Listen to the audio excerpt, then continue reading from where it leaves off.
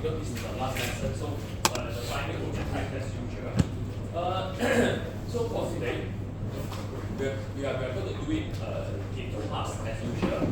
The first half, I will spend the time on the assignment 2. Okay, of course you will spend the time on the assignment 2. I have effectively cover whatever I will cover in the online lesson, in my opinion. Okay, that's going to be, we're going to do it up to 4 p.m. Okay, we're going to have a break around 4 each. See, depending how long you all will last. So the first half of the lesson, right, it will be very much driven by you all. Okay, I will go through a little bit on the assignment 2, see what question you all have. I will try to summarize what I covered under the online lesson. Then really it's up to you because I wanted you all to kickstart on what you wanted to do for your assignment. Okay, I will end off assignment 2 by showing you roughly what to expect in the report. Right? That's what you all wanted, right? Okay, is there anything else for assignment 2 you all want me to cover?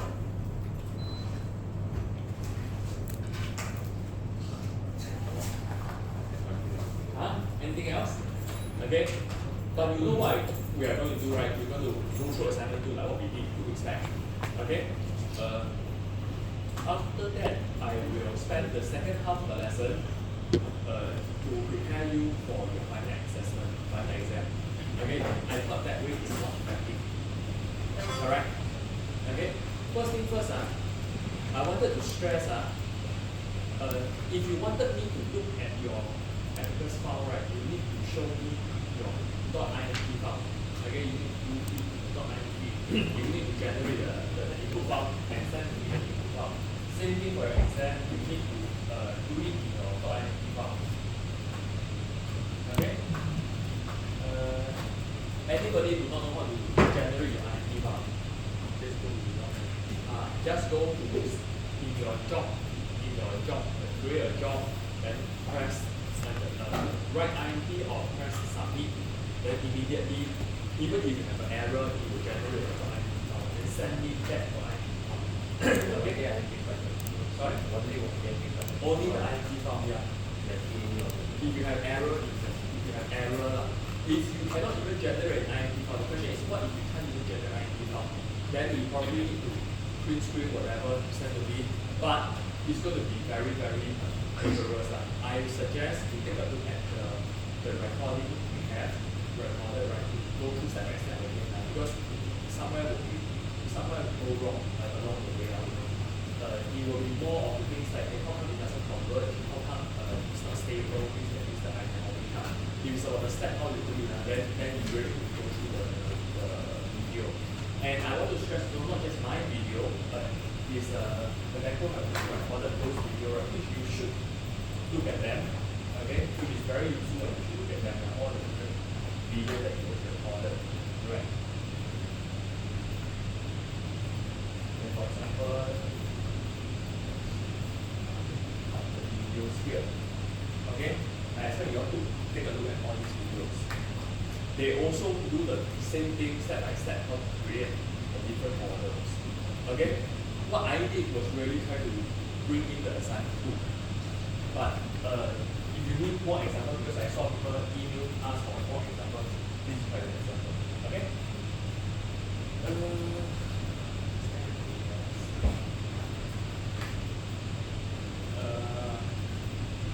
I have a question.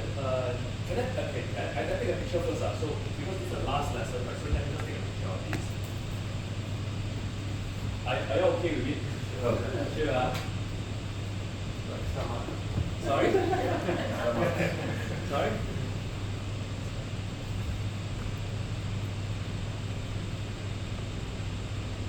Okay, thank you. Before I go on, right, I wanted to ask for the recording. Do you all have any question? Just now you were asking something. Can you just sing up? Must we draw the plate itself or just the corner of the shape? Do we need to draw the entire contour or we just do the shape? Because I use a simplified shape, remember? What do you all think? Question? There's nothing like this.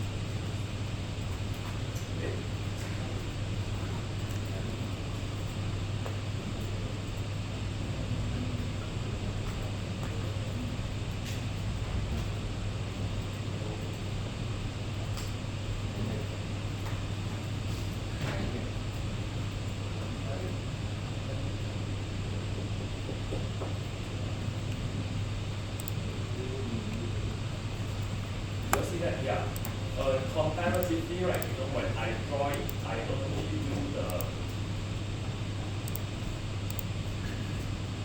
when I draw it, I only do the top and bottom. Okay, what do you all think?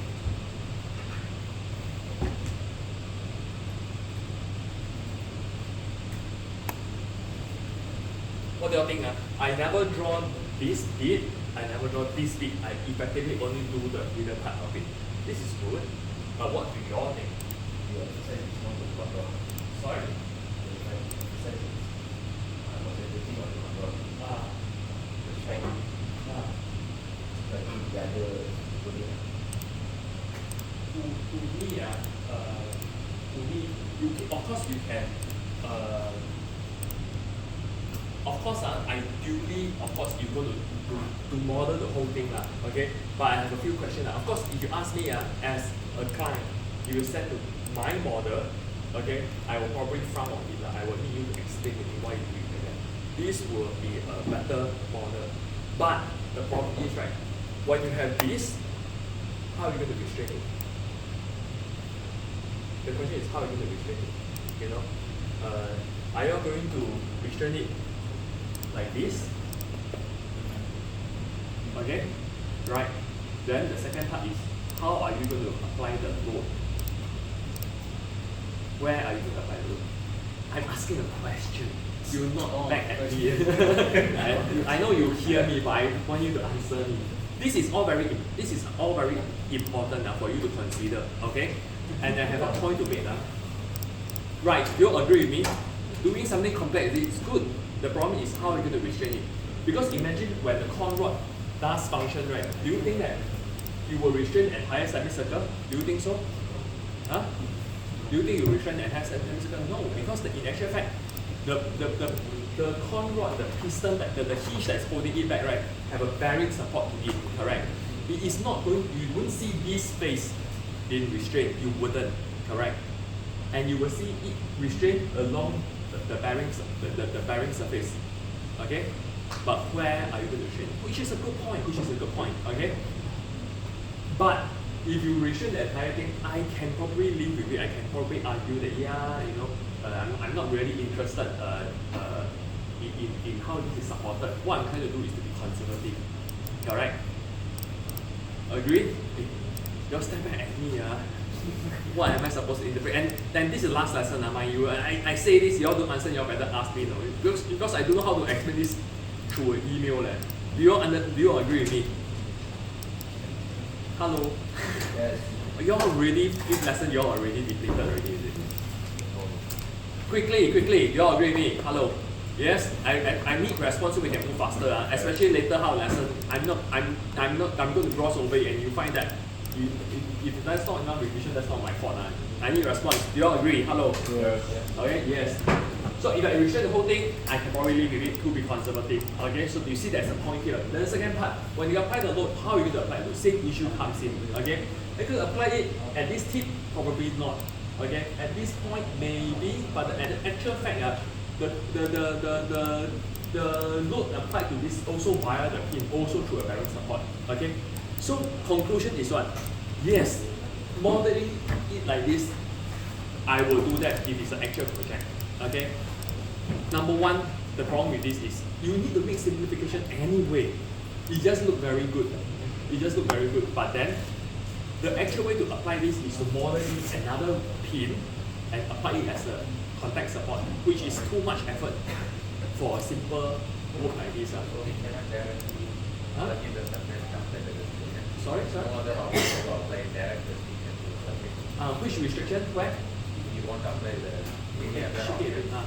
Is there any other option? You mean the entire surface? Yeah. Entire surface?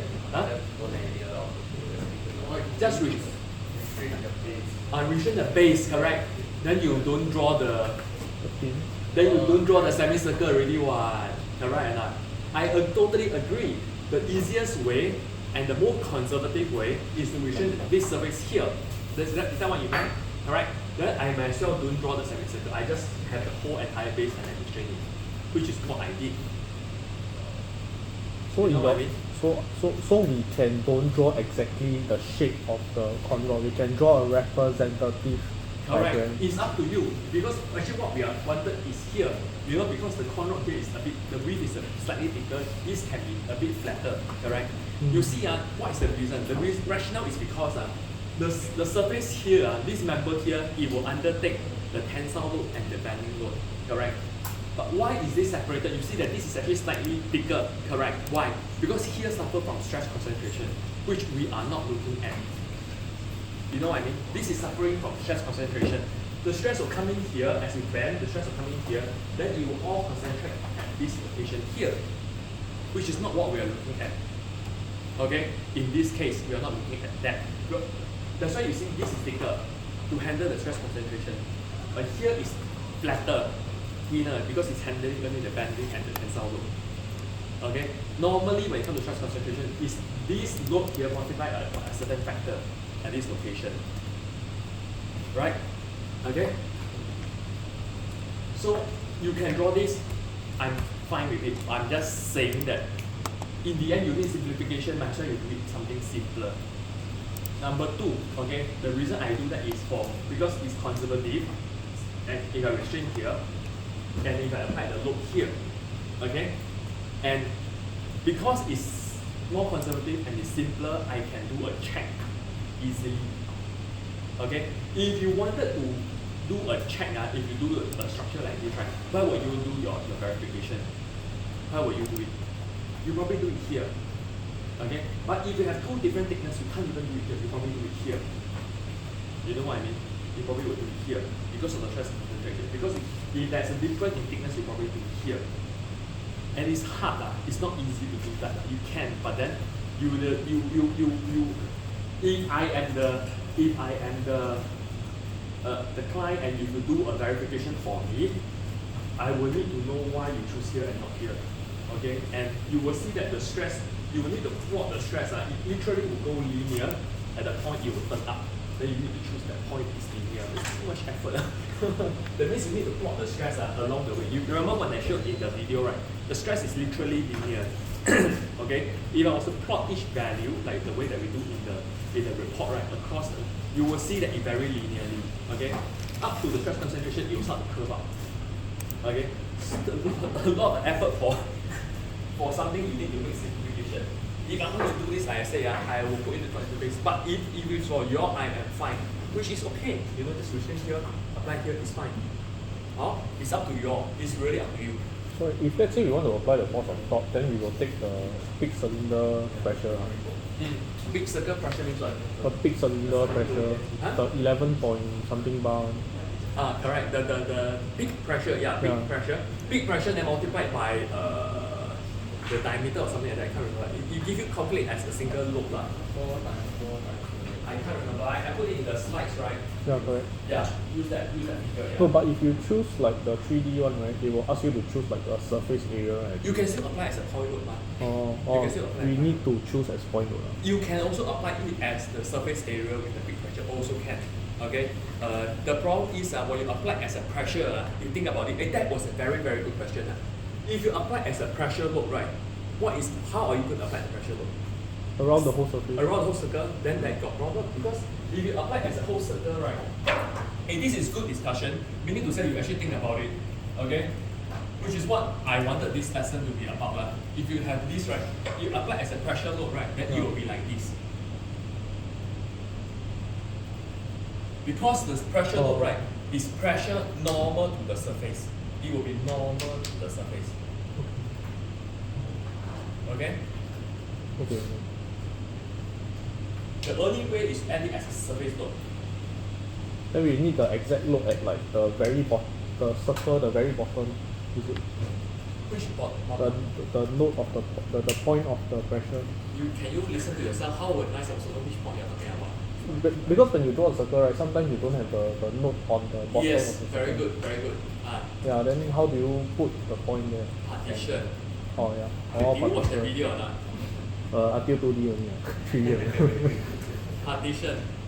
Partition this, draw a straight line across, partition it. The reason why I went back to did the video for the 3D, if you look at the timing, you will realize I do it many hours later because I think that for the 3D, when I look at the question, actually it asks you to do either the solid or the shell, but I realized that if you want to do the solid, you need to understand how to do the partition. Okay. The main problem with the solid is nothing different. You just need to learn how to do the partition, how to do the extra part is straightforward, but you must realize that you need to do more partition in order to define that point. Or any other question? Any other question? So nobody else has a question or nobody else can look at the assignment yet. Huh? Okay, I will go through quickly. What I did with a lot of effort to do this, okay? Yeah. So you better watch.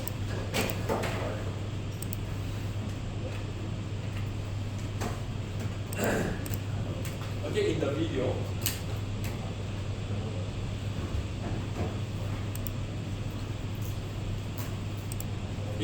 I very quickly go through like the same thing that I went through with you during the last bit of the lesson. What is plane strain? What is plane stress? Okay. We have the 2D model, but I don't care about the restraint in the out of plane direction. Okay. The degree of freedom is only in the XY direction. Correct. In the 3D solid, you need to account for the degree of freedom and the restraint. The degree of freedom, which include the restraint. Okay. In the thickness direction. In the 2D structure, you do not consider degree of freedom in the third direction, but they will automatically account for the restraint in the thickness direction. Okay, so you see that in the 2D structure, actually you could in the frame, you could do it in the shell.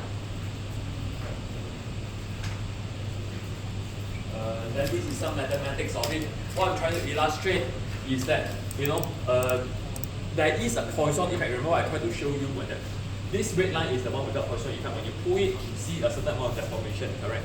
But when there is a Poisson effect, you see that actually the strain reduces because some of the energy will go into reducing in the thickness direction, which is illustrated here.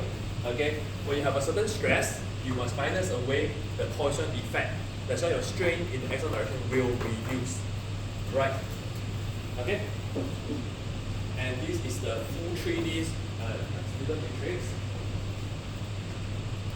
This is the whole 3D solid, the 3D solid, the entire same matrix. Then the plane stress and the plane strain, you see they just artificially remove either the stress or the plane stress and the strain from the plane strain. I did that because I don't want you to be confused. Why is certain doing plane stress? Why is certain doing plane strain? Okay? And to make it easy to understand, right, just remember when you have something like a very thin plate problem, is plane stress. When you have a very long kind of structure like a retaining wall, like a dam, we typically do it in a plane strain condition. And this is a little bit on the assignment 2. What I did was essentially the blue box here. What you did was model in this, okay, which is okay, which is fine. Yeah. Like I said, this is a pure design problem. It's up to you how you wanted to do it. Then you see the compressive load and the sorry?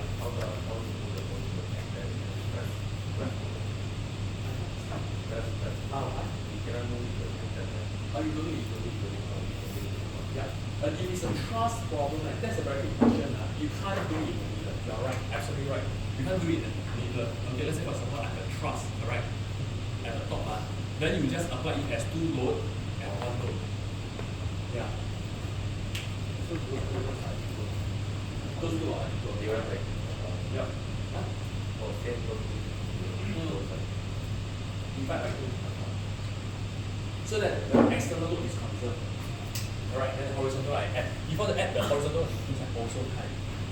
Because I say this is the global external load, but then when it comes in locally, then it will distribute. Sorry, one question. So if you in the system, right, if you put the load as 2620, right, then you put 2 points, right, do they divide themselves or do we need to divide and put one? You must divide.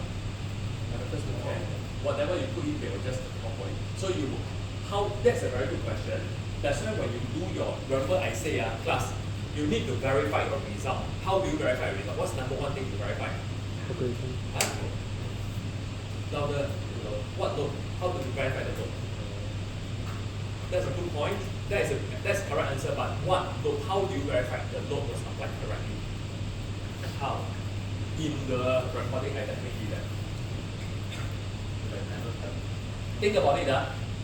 How do you verify the result? Somebody said load correct, but how do you verify the load? Just now somebody was asking, if I do this right, do I apply each load as 2620, 2620? No, my question is if you, and in the abacus, right, when you put the load, because they will ask you like, okay, let's say you select the point for the point load, right? Correct. So if you choose like these 2 points, Correct. but then they will ask you only one time what is the Correct. this direction and Correct. what is this direction. Right? Correct. Yeah, then So if because you're applying each load, each node, right? What is abacus trying to do? Okay, what is abacus trying to do is that each node will have the same point. Let's say for example, if you apply each node 10 km downwards, 10 km horizontally, they won't divide themselves. they won't divide themselves. But that's a good question. That's why I say you need to. The thing to do is to verify whether the load is applied correctly or not. That's why the verification is so important. You're right, which the underlying issue is you need to verify. But how will you verify? Through the reaction load. Through the reaction load. Hey, can you write it down? Verification, number one thing to do is to verify. The first thing, the reaction load.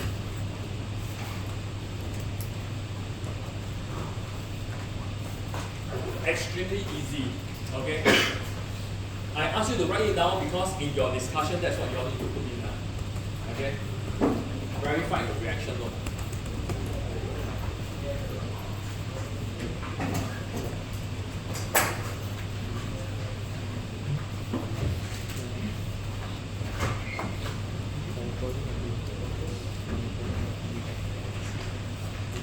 How do you verify your reaction load?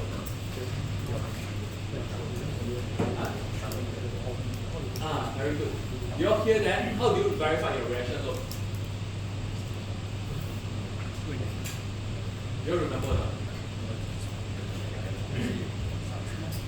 Huh? Sorry? Remember we go to the report, then we generate report, and there's 3 things we need to generate. One is your U1, U2, U3, one your S1, S2, S3, and the other one is your RF1, RF2, correct? So how do you verify your RF1 or RF2 is correct? At the bottom, what do you call it? Ordinary coefficient. Yeah, correct. So you add up the whole, because now this is a surface, unlike in your beam and truss, it's only a single point, correct? Now you have all the loops here. So you add up all the RF2, okay, which is in the video, okay, add up all the RF2 and check it against this load here, which is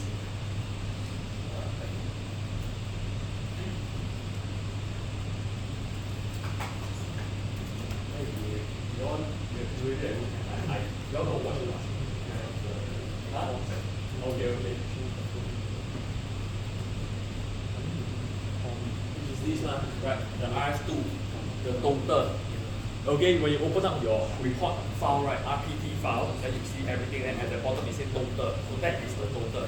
So you will match 2620 and your 524. Okay? I go back very quickly. Yep, just louder. Hey, wait, good point. I have finished first. Just now the question was asked, so in the truss, I can't add in the middle, correct? Okay, so what do I do? It's a little bit, it's not complicated, but I'm worried I confuse you. But actually what you can do, right, is this a truss model? This is a truss member, correct? Let me ask, each truss member, how many elements you must have in one truss member? This red line. One. Very good. Okay. You can define this as a beam. Right. Actually, I didn't show you that, but you must know that it can be done. Okay. This is a truss model. Only at the top, and let that be a beam member. Okay. I let it be a beam member, so I must do the same thing by property assignment. You know the section assignment. Assign it to the beam. Then assign this as your beam element also. T2, D2, right? And this is also this is B2, B2, B2, 2, and this is a T2, B2 element. Okay. Okay, let this be the beam element, let this be the truss element. Then the beam element you can sub. How many element you must have in the beam member? At least 10. Okay, then you can just define it. You can do that also. Okay? Good question. This is a good question. Even if you don't do that, you put the truss, put the tool equally okay. Okay? Yeah, because they will have the same question.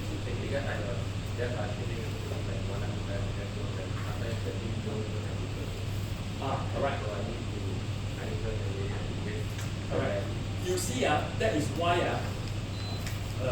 you're right. So actually, that's why FEA is good. Because each run is very fast. You just start off with something very, very small. Okay? Start off with something very small and you go backwards, you know? Then you know roughly what's the size to be wanted. You see how I did this, right? As an experienced engineer, I will not plug in and just do something straight like this. No? I will take an Excel sheet and calculate very quickly what is the stress estimator. I know what is the thickness already. Okay? So don't plug in, you know, I think for this plate you need probably about 10 diameter, that is very hard. Normally I think Excel sheet like that. Determine what's the stress, so I have a rough idea what's the thickness I want, what is the based on the width and all. Then that's why the result makes sense. If you all watch the video, you realize the result makes sense. The kind of deflection in terms of the stress state is not too far off. Because I don't jump straight in and do it. I calculate by hand, I have a rough idea, then I do. It's easier. It's more effective. Okay? But for you, right, just start off with something small. Maybe 1 cm type of thing. Run it, each one is like a few seconds for trust. Run it until you get something then that can show, then you have an idea. Okay? Okay, I go on. So you can either do it as a taper edge or taper edge like this, different width. But in my case, I believe I need the constant width one.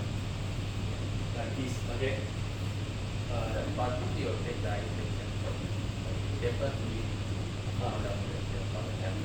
yeah, in the good question, can you louder? No, for the taper, The moment of inertia, if it's a tapered one, right? You know, I did this, right? So my moment of inertia is this. Correct? This is my width, this is my depth. This is my depth, this is my width, correct? This is the tapered one, so my width is 22 millimeter, correct? But my section modulus is based on this. This is 22, correct? But if it's a tapered one, what will you do?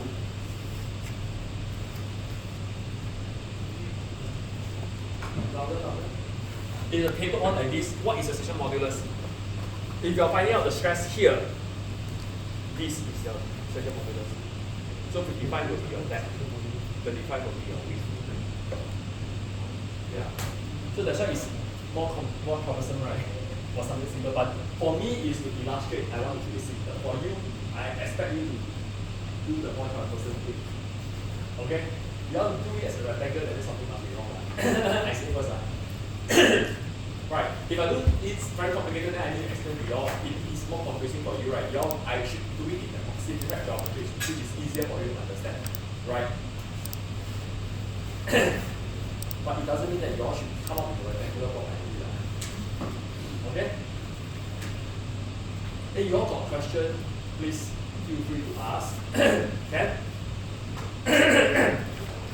So far so good. How today's last lesson? You all better ask, if not, whatever go with your grievances.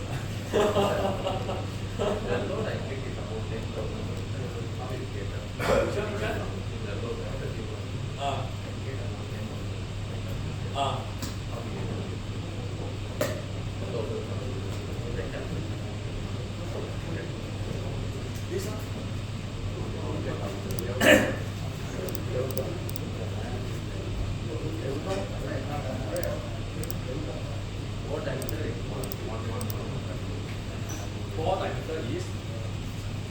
Hey class, if you disagree with my load, feel free to change. Okay? If you disagree with my load, feel free to change. But my load was based on the Higgs cylinder, based on this ball diameter. The ball is your piston ball, is it? What is the ball? Or is it? No, it's in the description. It's a piston diameter. This wall. Sorry? Big diameter. This one is the next diameter. I told them one. We need to take the cylinder. It's about 11. I mean, 111. Yes, I don't think you are taking the cylinder distance because it should be the when you explode, right? So it's effectively the pressure applied along that cylindrical surface that is exposed to. Because if what you say, because based on what you say, right, then you need to divide by the number of piston which you do not know. Okay, then you all can change that. Based on I'm not a mechanical engineer, so I do not know.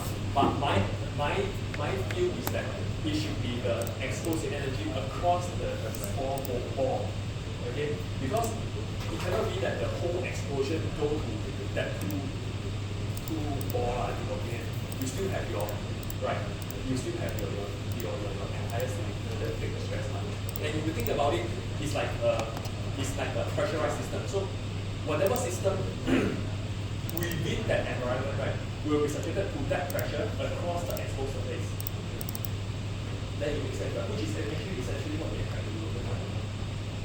That's how I rationalize it.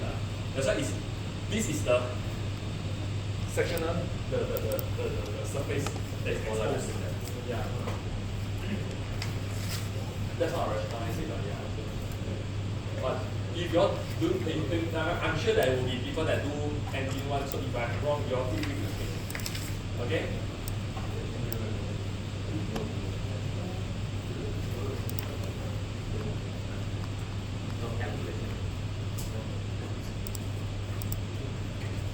So if you change this, you must also change this. Okay? That's my understanding. That's my understanding. Yeah. So it will be that cross-sectional area that's exposed to the pressure, and it shouldn't be the entire ball. You know, right?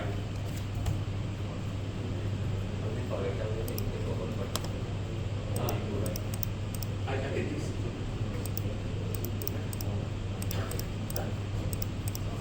This more. Correct. One. Yeah. 32. Correct.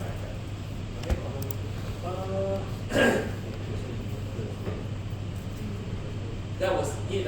So after that, yeah, you apply it. So this one all no problem, right? This is a verification. You see, I verified the stress. I verified the stress. First, I did it. I remember I did it first using the bending stress without the axial stress because it's easy.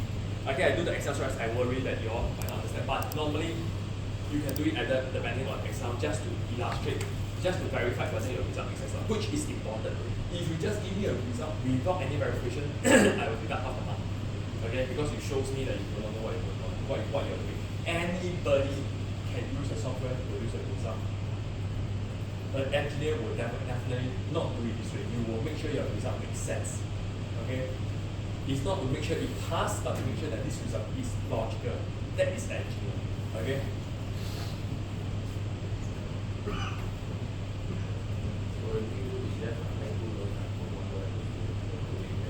Sorry? When we draw the things, you just apply maybe one draw like that. Yeah, up to you. Yeah, you know, but you know what I mean, right? Yes, yeah, right. It's up to you whether you want to do it together like what I did here or individually. Is entirely up to you. You want to take picture of this? It's the slides I've sent. Means you all never read the slides.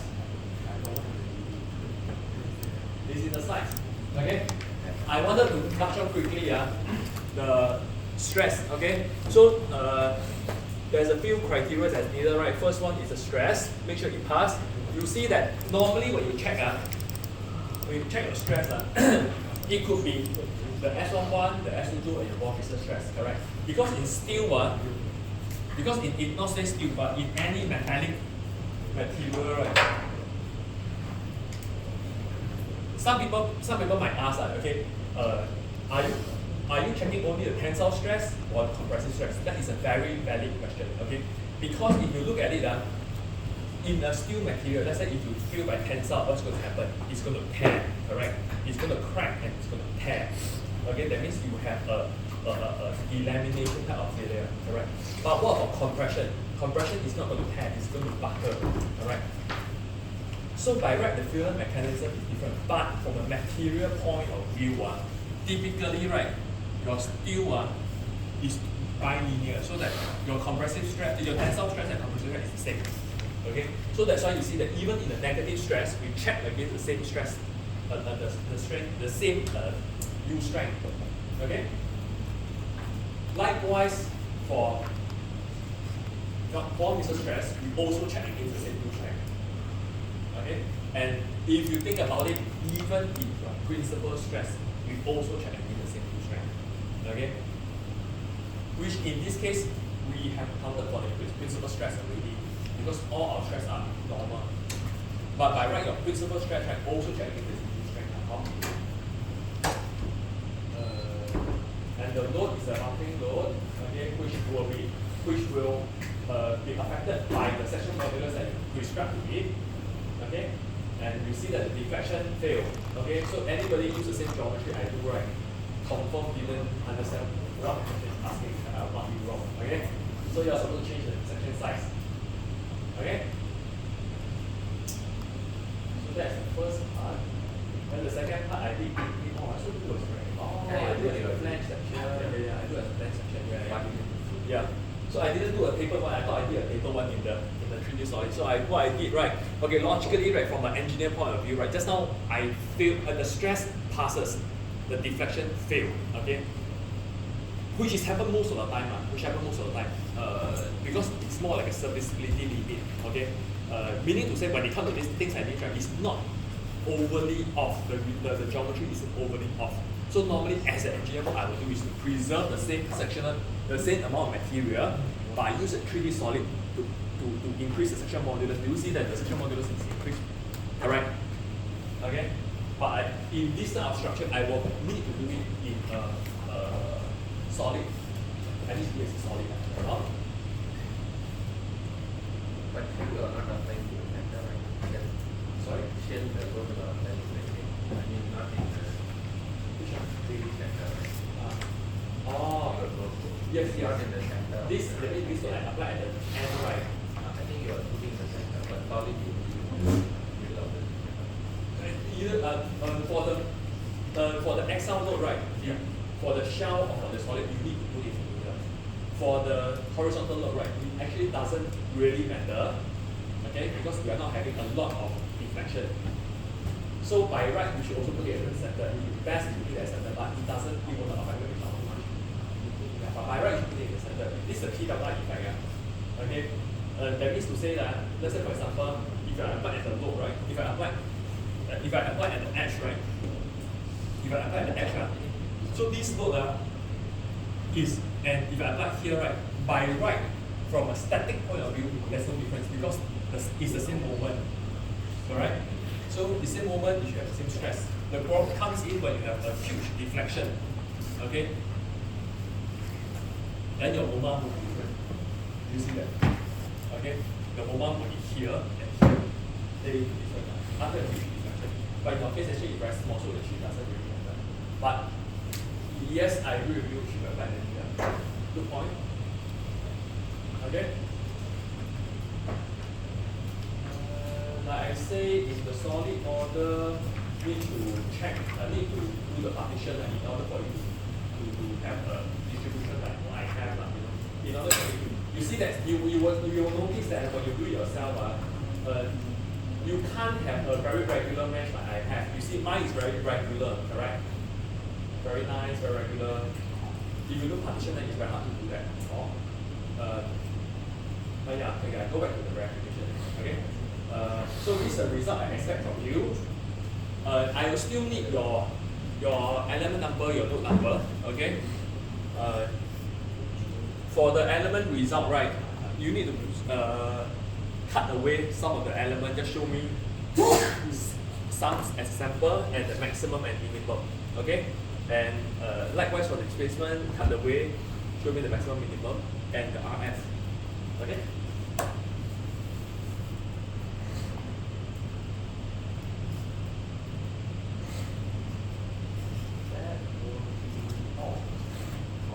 That I will speak for the rest of the day.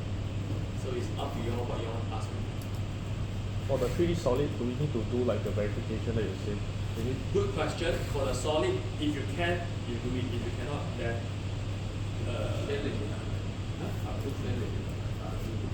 the reason why I did it for the shell and for the solid, because for the solid, technically, right? Technically,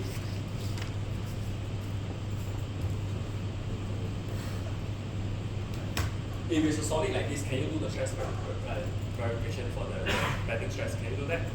If it's a section like this, can you do that? Yes, you can. You can find the section modulus now.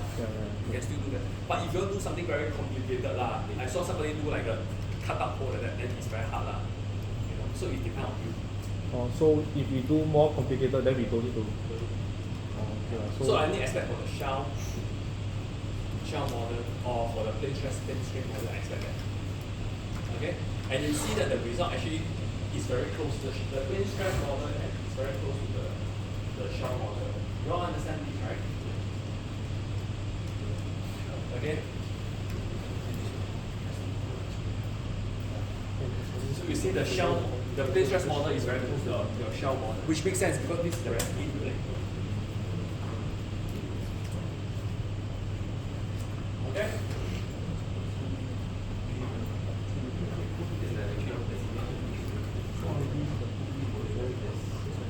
If you can louder. Yeah, but it must be readable.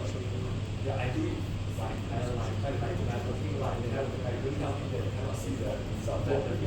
I will not believe that. I'm sorry. You need to tell me that I tell my point. Hey, I'm sorry. This is my result. You must bear with me that you can't see the. No, you do it so that I can see it.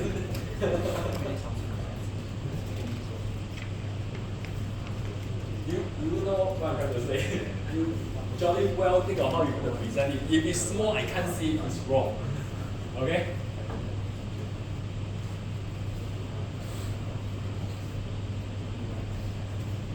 You can also take away the mesh line so that it's easier to read. But don't spend too much time, on this. You can take away the mesh. Okay? Wait, is there anything else? Okay, I wanted to ask, okay, no, let's do this. Let's take 15 minutes. I want you to break into your groups again. I have covered the plane stress and the shell model, correct? If I ask you to think of what you're going to do for your plane stress and your shell, you're going to come back with the tapered concept, right? Okay, no, let's do that. I want you to do two things. I want you to break into your groups, 15 minutes, geometry. I want you all to draw here, okay? We have 6 group, right? 6 group. I want you to draw your plane stress and plane strain will be one geometry, correct? You can't have 2 different geometry, right? I want you to draw the geometry. When you draw a geometry, what must you include in your geometry? Anybody? Sectional modulus. Not the section modulus, in a diagram. In the diagram, what must you annotate? Huh? X-axis, Y-axis, very good. Other than that, the load, as an engineer, you all must use the correct term. But you got it. Other than load, boundary condition, you see. Okay? Do that. Also for the solid, your geometry, your load, and your restraint condition. Okay? 15 minutes. Solid as in 3D solid. Sorry? Solid as in 3D solid. Can you do a 2D solid? You can, but it's the same as your shell, yeah. Quickly, but it's a good question, don't let me show you now. I'm just saying that this is the thing, when you come to practically doing, you have also sometimes all different kind of question, okay? 6 geometry. So you all draw, don't be too small. Okay, I want to see the 6 different type of geometry. 15 minutes. This is meant to help you, okay? So you can at least kickstart your assignment too. Okay, so take the chance, take the opportunity, quickly discuss and come up with something.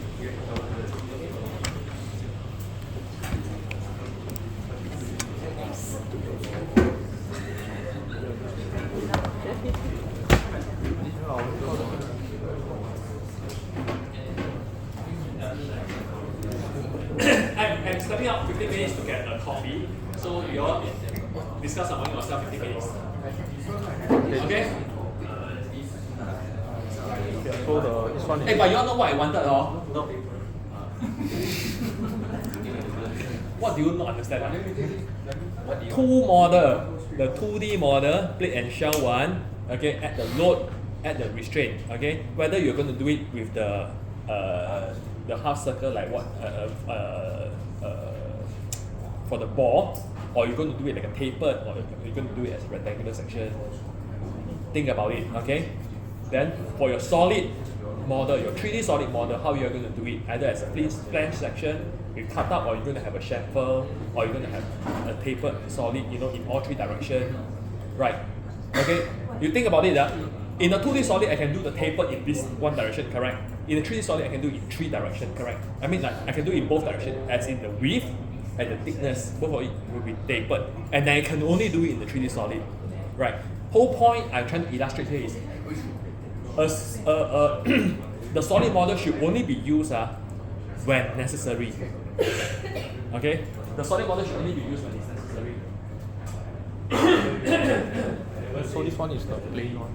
So what I did is, what I did For is, example, like this, right? If you want to model this is a cutout, you know, in the thickness direction. You can only do it in a solid model. Alright, so it's a chamfer here, a chamfer here, a chamfer here. You want to do a cutout like this, right? It must be done in the solid, right? There's no other way to do it. Correct? It's tapered to a chamfer. Right. If I want to do this, I will spend a lot of time to explain to you how to do the geometry, which is doable. Take effort but it's you all can think about it. Like I say, main thing is I saw some of you, one of you have sent me your model, which is a good idea. Some of you have like a cutout. You know, I have a cutout here because my section modulus is only needed at the bottom, right? Where the moment builds up. So in the middle, actually, I can have some cutout, cut through. I definitely cut through. Okay, think about it. I want you to draw your geometry. Can? 聽得懂嗎？現在 can 啊？哎呀，喂，you all discuss, you all draw, take up piece of paper, draw, yeah. Just get someone to draw, then you all can discuss. so this is the, so this one is the asymmetry thing. So that means this one is actually one whole round. So it's actually a pipe. So based on this, the plane is just a pipe. So I just draw this, then I apply force here, boundary condition here. Then this one is the 3D model. Then actually I supposed to chamfer the whole thing, but then that time got error because they say like student version cannot do, so I remove, but also cannot do.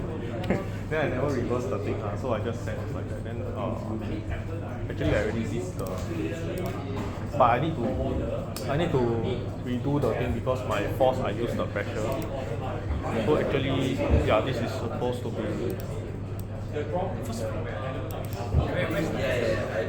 The force is inside the circle. The load is inside. Yeah, the load is inside. So if you see the.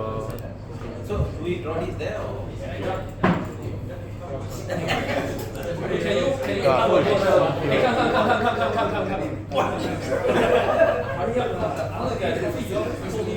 Actually, I don't know how to see it. Later I'll get another one. Okay. If you don't have time, I want to show you what some people already have done and some people have already done. Oh yeah. Okay. Actually, I changed already. Yeah, actually I changed to the point here then with 2 loads. But our load value need to change. So your note is Actually, I changed already. so the thickness is like that, right? Your note is here. No, the thing is I just put the lock here. This point. Okay, go after the guys. Maybe I can ask it. Oh, yeah.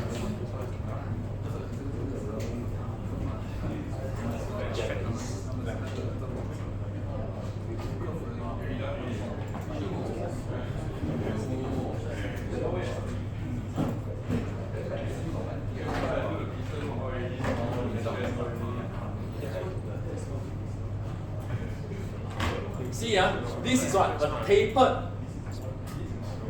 section as an I-beam. A tapered flange section, you must do it in a solid model. I want you to come up with a more geometry that justifies why we need to do a solid. Okay? If it's going to be a rectangular block as a solid, then there's no point to do it as a solid. Okay? And you will see that it does help you to increase your section modulus. Okay? You all get what I mean now? Okay, you see some people have really done it already. Okay? Thank you. So the 2D one also Hey, wait. So you see, I find the whole class voice that now you can all understand. Quickly. The 2D version, how do you do it just like a trapezoidal? Is it enough? Compared to digital basically a trapezoidal. Yeah. So can I just do Of course you can. No, you can do it as a trapezoidal shape without the flange, but it must be without the flange. Yeah. If you do it as a plane stress model, right? Yeah. Plane stress tension model, you can't have the flange one. yeah. Yeah. So then I just give the tab only. No, but it must be a tapered one. Yeah. Right? You can get the thickness. I think that's Yeah. That's it, right? But you can think of what else you want to do lah. You can think of the geometry, so design. So change. design, So if you change a bit, the design is here, right? Correct. The 2D solid, you think about it logically, by right it means what? If I would, as an engineer, I will first do a plane stress and plane strain model. We need a plane stress or a plane strain model. Okay? Then I find that it still failed. Then I will go into a 3D model to improve it. So that was the logic. You know what I mean? Normally it's done in this logic. If my plane stress model passed already, do you think I will still go into the 3D solid? No. Oh, so we must purposely fail all the other. Don't need lah. You for illustration you need to do. Okay? Because if you say that my one passed already, then you will lose the 3D solid marks. You know? You know where I'm coming from. This is different. This is for you to know. This is for you to justify that you know how to do the 3D solid or the shell model. Okay? But logically, as an engineer, normally I do the 2D model. It passed already, I will not go to the 3D one. The 3D was meant for me to optimize in terms of the material saving. That's where the cost come in, is to optimize the cost. Yeah. Okay? Thank you. Good job. Just the mesh is slightly, just like I said, there's only 2 elements through the thickness. You need at least 4 or 5 typically.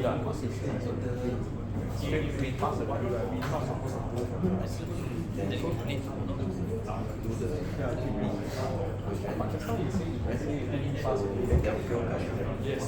Just now you say. Shell one, plane strain. Then the last one will be the 3D solid. Never mind. Later I go through this. Actually, I wanted to show the campus, but I want to go to the.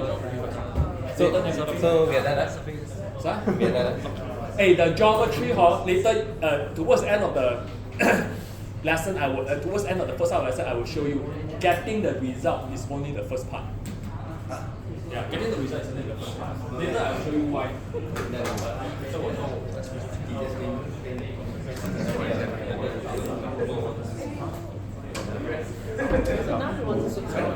Sorry? No, now he wants the 2D solid and the 3D diagram. So, I mean, in the 3D diagram, right, he wants us to show him why we need to use 3D diagram instead of 2D. That means we need to draw something in 3D that cannot be in 2D. Which is those like, just now you mentioned the tapered, as long as it's tapered, you cannot draw it in 2D.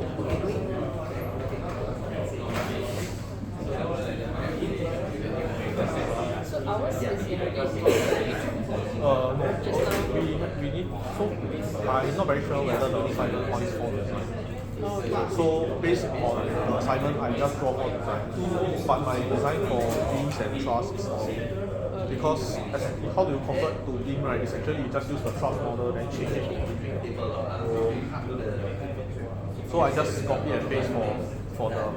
Okay, so this is the truss model, right? So the second one is. No, this is the beam model. So this is the truss model. So you never see any difference because it's the same. It's just different. Yeah, I changed the. Yeah, you know you need to assign like the performance. I changed the performance. So I mean, for me, I just do like that. Then 3, yeah, that's all. 2D, I just because why I do this is because the question got say if got asymmetrical, right, then it's preferred. I think something along the line. So I think of the simplest asymmetrical thing is just pipes. So I just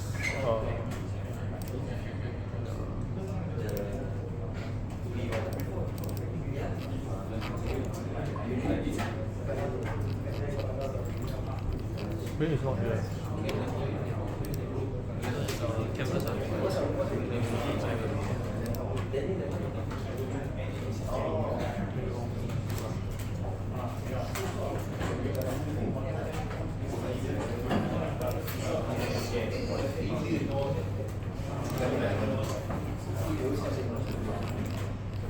Yeah, so it's mentioned here, plane stress, plane strain, and a bonus as if applicable, asymmetrical elements. So that one is also simple. So I think we can just draw that thing is, if you say you cannot, then we can just change. Then 3D one we just draw as, I mean we can draw it out like yeah, but I think he mentioned he don't need the center. That means the round thing. Then if totally the circle is basically the same as our task model. But it's trapezium same sequence size. Same circle. So if you put the 3D, right, only same circle. Yeah, that one. 随便做一个随便。 For me, I actually draw one circle. But I mean we can change.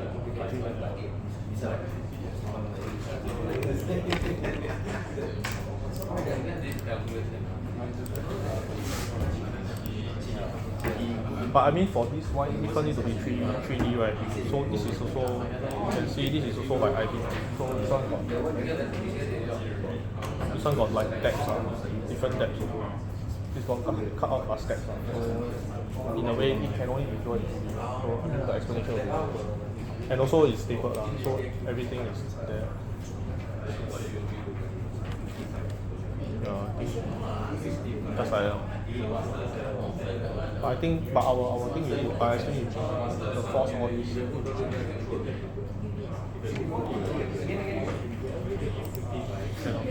That's all. But then I think I will send you all, after the drawing is done, then I will send you all the materials that we need. Then the materials already have, I'll show you. So if I send you, right, the materials is already inside. Hey, can I start drawing? So if you check here, right, there is 4 materials. So all these materials is already, is from,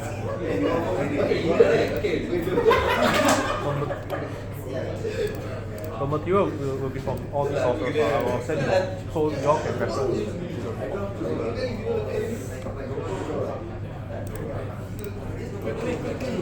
So how do you prepare different material in one?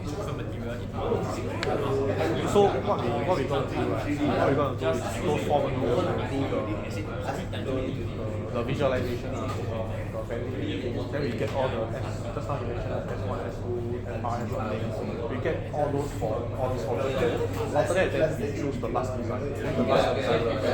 Then we will generate a set of meaning for all 4 materials. Yeah, the last design. How do you change the material that you prepare? So change material, right, is a bit tedious. So you need to reassign the You need to reassign this section. So you need to create new one. This is meant to help you. Like you want to really, even in right or wrong, it doesn't matter. The whole point is to emphasize. Once you've done right, then there's this section. Page long. Oh yeah, sorry.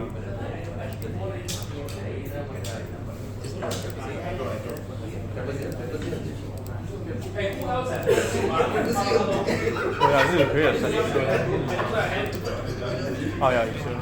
So you need to redo this one. So you need to recreate a section.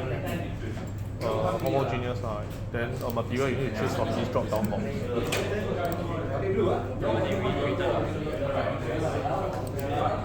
Then after that you need to reassign again. Then everything should be the same.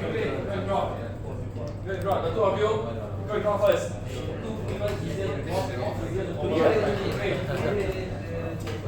Oh, force, force.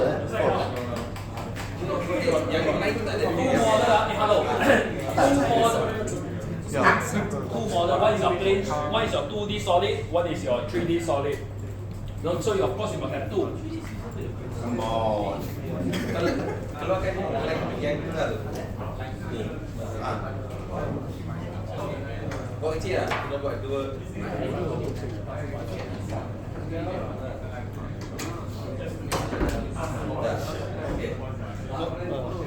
Marker. Lagi tu. From here. Okay lah. Okay, bawah.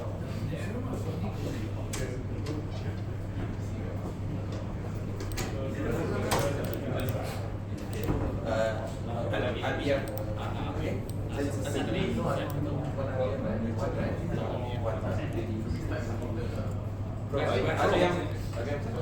Oh yeah. Why? 2D is one.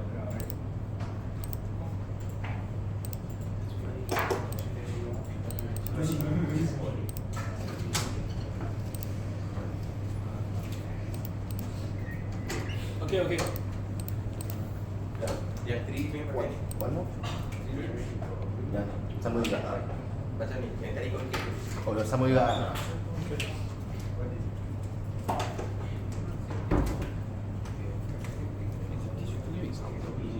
Okay, 3D lah. Just not one. And I need the 2D one also. Same thing ah. Load all same right? Same thing right? Load. Ada 3 load. CX. RPM dan RPM Z. Betul. Why? Load dua. 这个是那个独立。 BC 3. Okay, so BC apa? Oh, BC.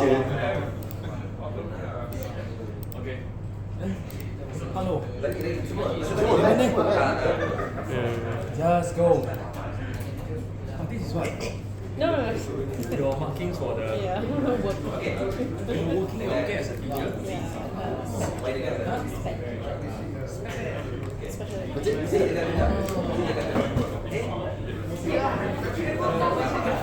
Boss, tolong boss. There's no marker there also. Huh? Bro, sure. Uzek ah.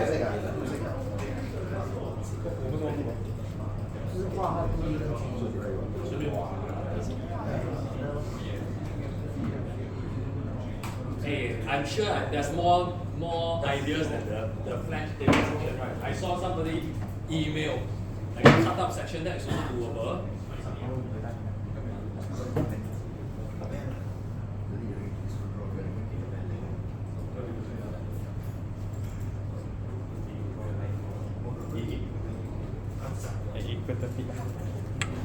Apa? Okay. XYZ.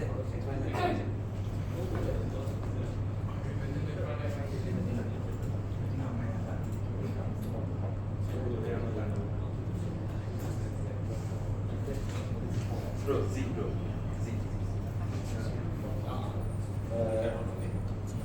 Wow.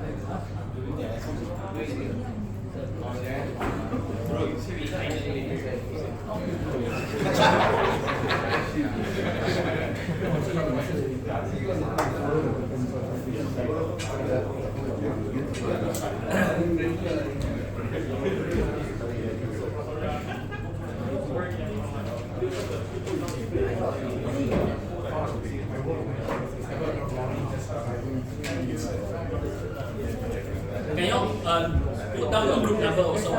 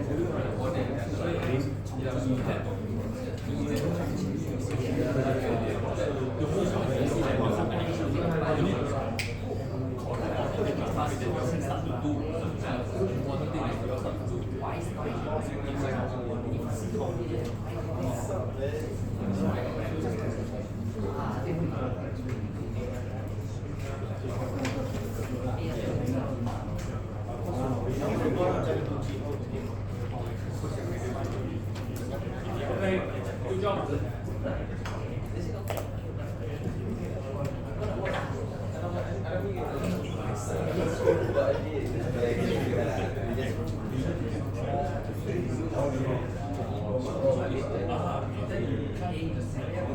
I tell you what, in the exam, everybody, sometimes people just only call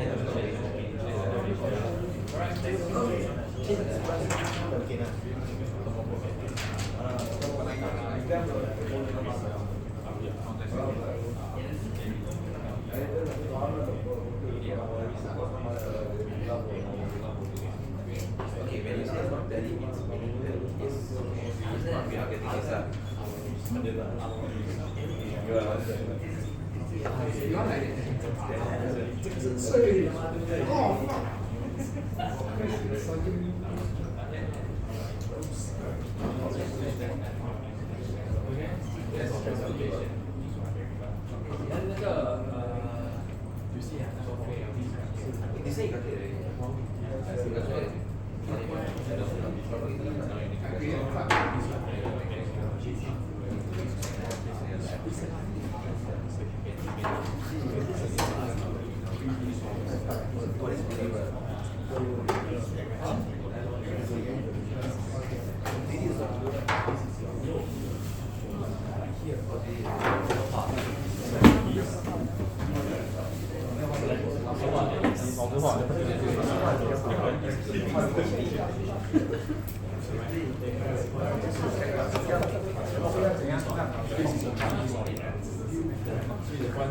You're stronger. Stronger.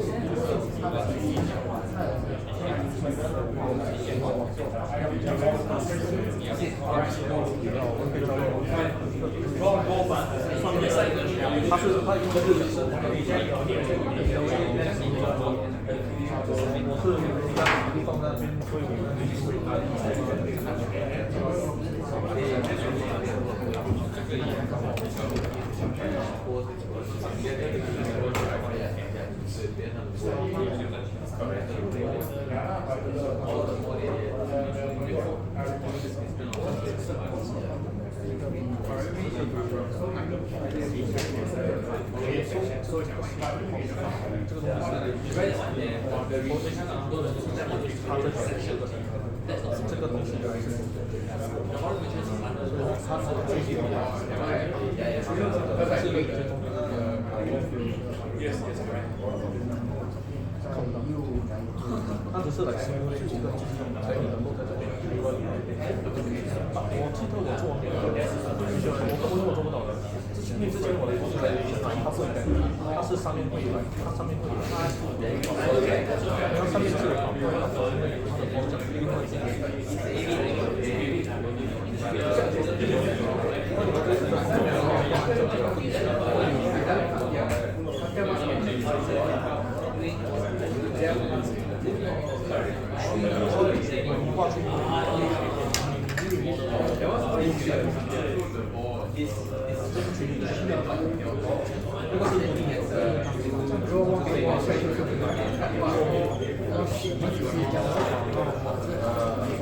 Okay, hey class. Hello, listen up, Hey, stop the discussion.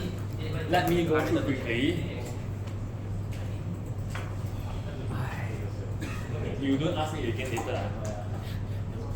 You don't ask me the same question. I say already, you ask me. You want to discuss now. Okay. Look at that. Alright. Okay, no, don't worry.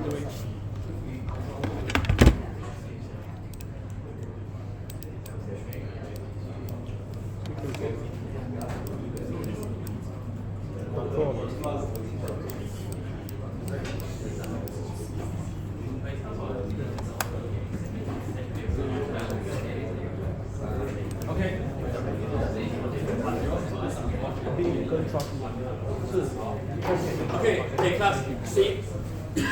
Look here.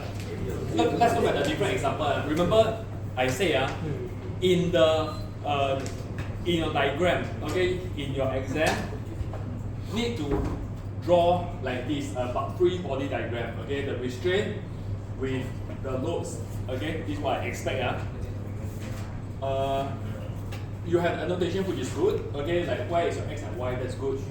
So in this case, I'm trying to illustrate here is to you is that you do a 2D solid model, and why you need to step it into a 3D one. Okay, in this case, both the group is the same. You have a flange section, that's why you need to do it in a 3D. Okay, I understand that was good.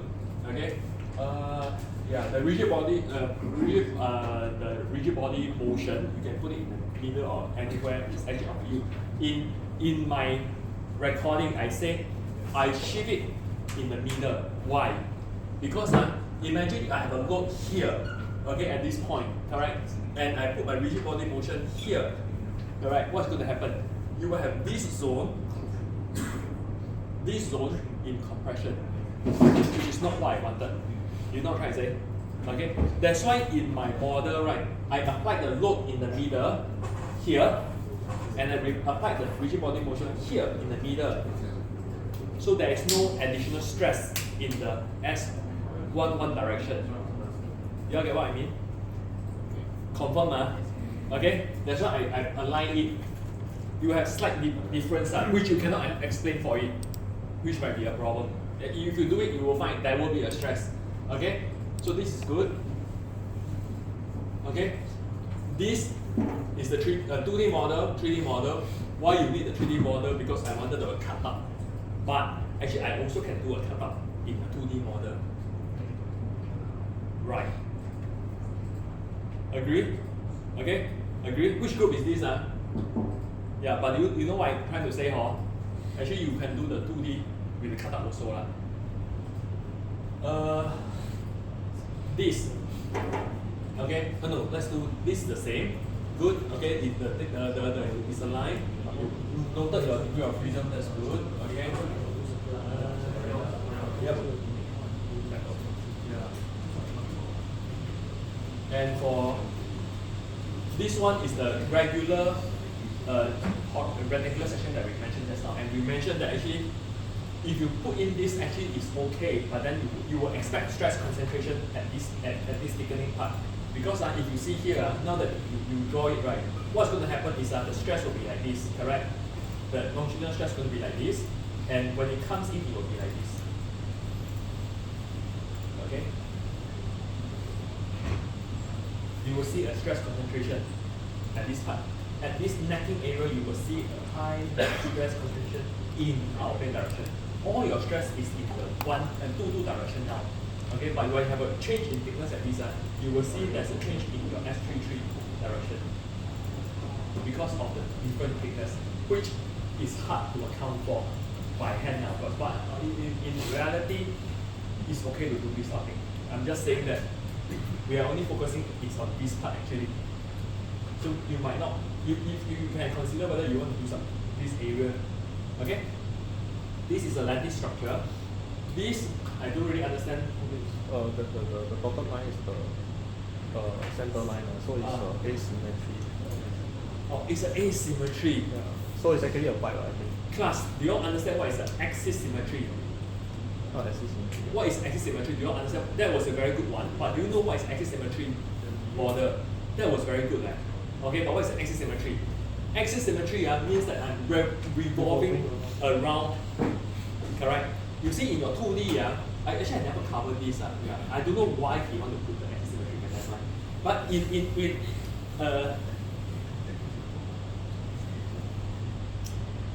the 2D structure, right? Okay, in the 2D symmetry, in the 2D structure, right? I have my x and my y, alright? Alright? Okay, that's my 3 degree of freedom, right? In the axis symmetry, you have your what? It will be not in the Cartesian coordinate, it will be in the polar coordinate. Okay? Do you all understand the polar coordinate? Confirm, okay? So where is your third direction? It will be your radial stress. And it will be your hook stress. Okay? One, let's say for this, right?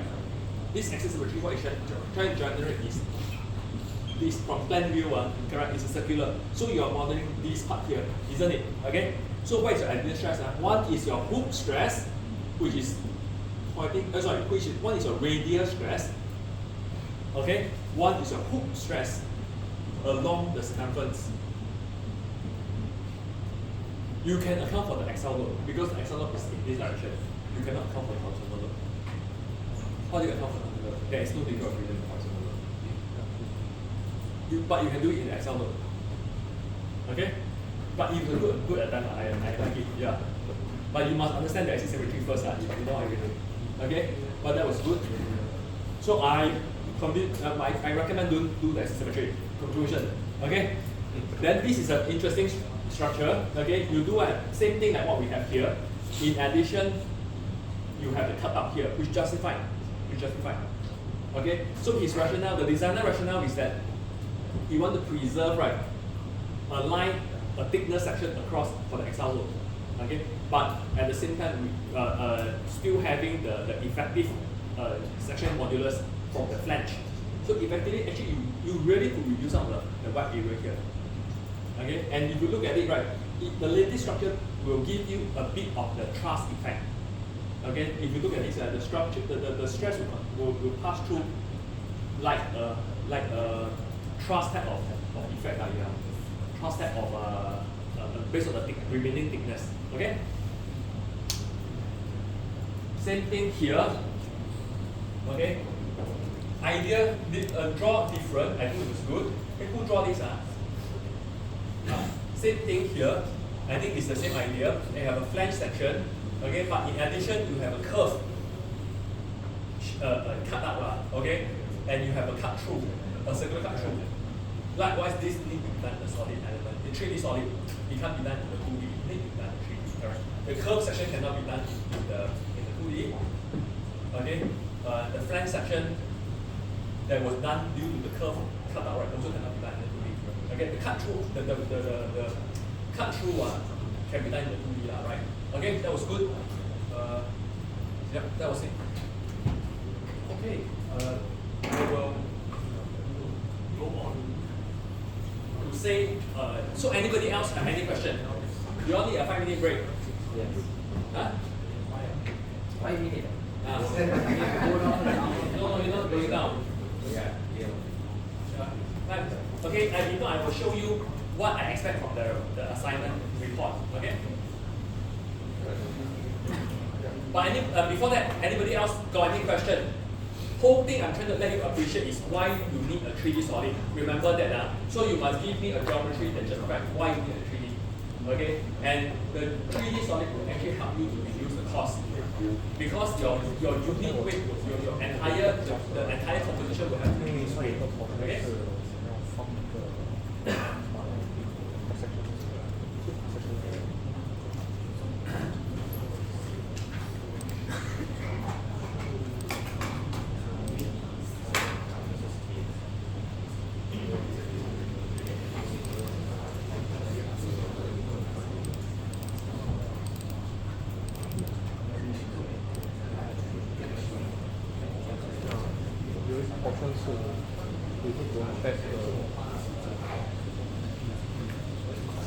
Okay, this is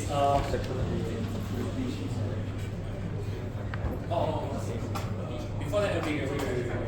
There's one portion. Let's do this first. I want to before I go into, we have about half an hour more.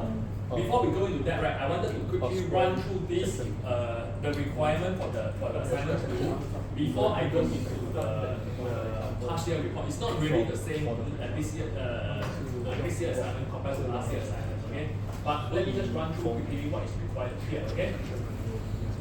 So, this is the learning outcome. We have read these. That's project goal. Okay.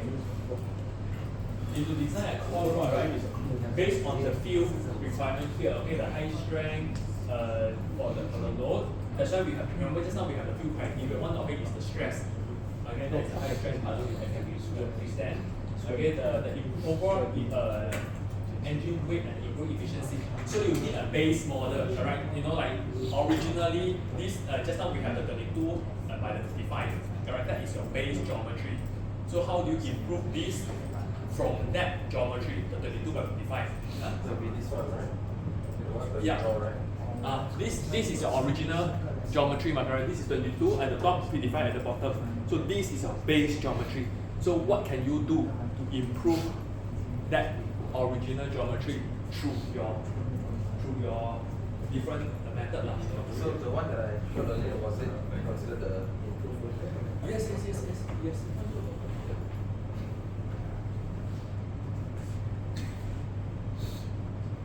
But I'm just saying for the 2D part of it, actually you can, it depends on you. Okay, never mind. Let's just leave it simple. Because I wanted you to do the verification for it at all. Yep. Which I'll explain later. So the activity, establish a baseline model, okay, and its performance that we use later for the benchmarking. So that will be your 2D model, you confirm already, yeah? Your 2D model will be your benchmarking model, which you use to improve, then strategize, decide what parameter you need to change to improve design. It could be, it might not need to be a steel material. You can do a different material. The time I have showed you all the material property, right? You can do different material. You can do a titanium, you can do aluminium, it's up to you. Okay? Of course, you have different costs.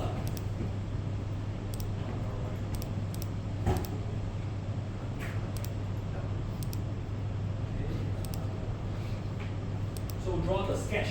This is important, the submission instruction. So draw a sketch for the FE model and explain the problem economically. So draw the sketch. This is your sketch. Okay. Show me what is your free body diagram. What is the problem? What is the model or the problem that you solve here? Okay. Then the different kind of balance angles you are using. Whether is it a beam, a truss, a shell, a solid. You cannot just paste. And remember. If you just paste the result there, right, as a 2D or 3D solid, you don't expect me to know what you're doing. You know, you must explain that this is a truss model, the beam model, right? Okay. Imagine, let's say you are doing this as a professional report. How would you write it? That is going to be my expectation. The sketch, do we use it from the abacus or do we draw hand draw? What do you all think? I would prefer hand draw one. It's easier lah. Look more functional. I will not use the abacus sketch to show the sign. I will really usually hand draw. Yeah. Oh. So what? It's a different geometry, ma. Yeah. Sorry? Yeah, correct. Good point. The same group can use the same sketch. Only the report will be different. Okay, you will see that your geometry, your result will only be half the problem. You have another half will be on explaining. Okay, later on I will show you in a bit. Okay, provide a thorough discussion, which is what I will show you later on from the past example. Okay, see here, validate your result. Compare the numerically calculated force with those calculated theoretically or analytically. Okay, theoretical calculation will be typed inserted as sketch. Okay, whatever. Important, you must validate your result, which is what I have covered. Anybody don't understand what I covered in the online lesson on how you calculate an S22 for the bending stress, you all understand, right? Correct? Okay, that's the way you look at it. Other than the S22, what else do you need to validate? The easiest thing, reaction force. Okay, how do you calculate that? How do you verify the reaction force? Goes to total force. Louder. Total the force. Find out the total force for your one x direction, and which one. is your horizontal load. Other than that, So why the y direction. Do you do it together or separately? separate? Separately. Okay. This one can choose. Yes. Don't need to type out using your MATLAB or using your MATCAD. MATCAD or MATCAD. Okay. Just write, scan legibly. Okay. If you can't read, I can't read also. If you can, if you send me something I can't read, I will call you. You come and read. Then you can see it. Don't send me something you can't read. Okay. Okay. Then additionally, you will submit the CAE, the journal file, the input file. Okay, the most important thing I need the input file. Journal file, did I show you all? I didn't show you all right. Put it as the Python script. Okay, so if that is okay, then worst come to worst, but always in the exam send the input file. Okay. Oh, you can send all this also lah, but most important is the input file. Okay. For people in the input side, you enable the just the steps like the calculation function, not the one. Yeah, the input file will be the model itself. That time I showed you all my, like what is your load, what is your element, what is your load, all these things. Yeah, Excel. So normally, in the exam, you think about it, why I say input file is most important because you got 50 over model. I'm not going to open 50 model. Okay, to be very honest with you, I will look at the input file. I will know whether you read thoroughly or not. I will try. I can open, but what I will normally do is from the input file, I will know whether you're inputting the load correct, whether you just not like what some of you say. If you apply twice the load from the input file, I can see it already. Your reaction force, whether you have the rigid body motion, all these things I can see very easily. What are the ones? Can. If you forget to put I can't hear you. Oi. I can't hear you. if you forget to put Python script, Can you not hear? Louder. I don't say. Might get and forget. The question was if you forget to put in the journal file, okay? Same thing, all these things is meant to help you, okay? In the final exam, right, you just need to, in the final exam, you just need to, I can't remember exactly, but I remember is that you just need to answer the question and you upload the file. So the file is like your working. Remember, just like your assignment 1, you have final answer, correct? It could be right, it could be wrong, but then I told you before, the working will be at least 50% of the entire mark. So the input file, your journal file, your CA file is like the working. Okay? So that was it for assignment 2. You all have any other question? Have you all read this? Have you all read this? Have you all read this part? Huh? Read this, remember. So the sample assignment. Sample assignment means what? I upload the sample assignment. No, I mean, I told all the assignment is written. I mean, yeah, you can do video.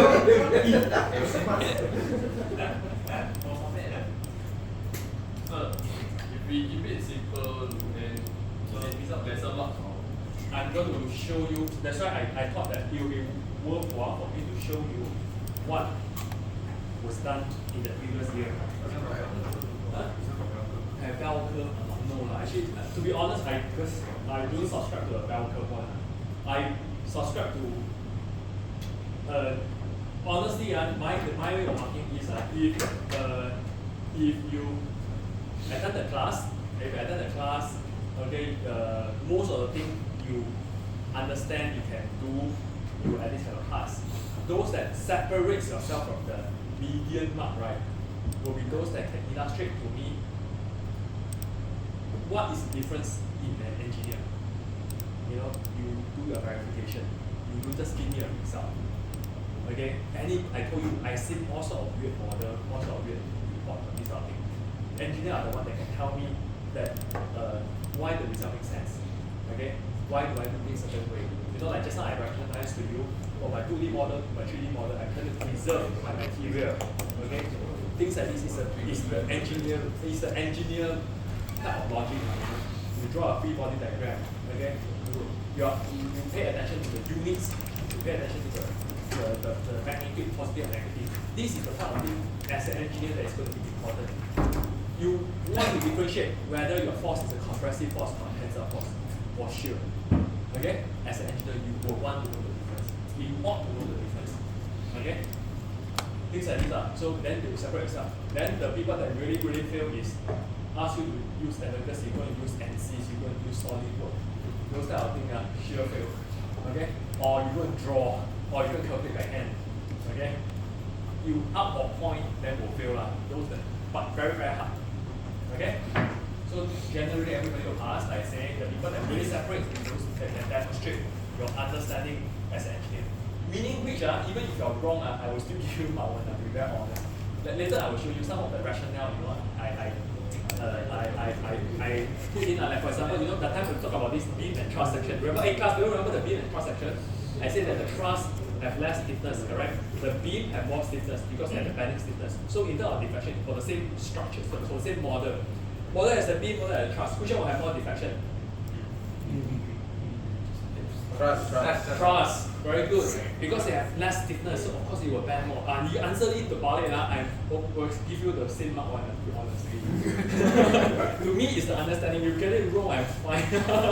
But this is the part you think as an engineer. You get it wrong, never mind. But you must think as an engineer. That is what I want to impress on everybody here. Okay? Which people do in the exam control, then they put the other way wrong. Fine, it's okay. The fact that you know how to put it in, I will already be very impressed already. Okay? Okay, so this is what you have from the previous year.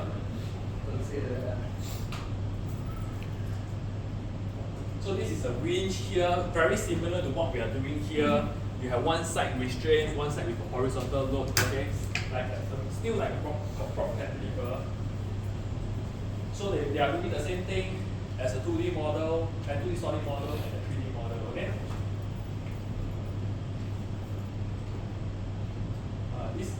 This one maybe to me, maybe can draw. I will draw, personally I will draw in this type of thing. It's easier. Then you do it like this. Is to me as an engineer is very unprofessional, but I will draw it. Okay? Normally I will draw it. Draw because the boundary condition. Yeah. I will draw it as a body condition. I will not put it like that. To me, this one is like a software salesman. I will not do that. As an engineer, I'm trying to illustrate different things. Okay, I will draw like this. Okay?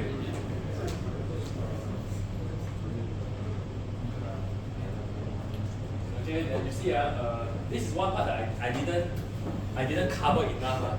So this is the mesh density. You remember just now somebody, your mesh, right, is actually not coarse enough, not fine enough. So normally what you need to do, right, is to step up the mesh density to show that there's no convergence issue. Okay, there's no convergence issue. Just now, what you have done, right, is for the 3D model, right, let's say for this 3D model,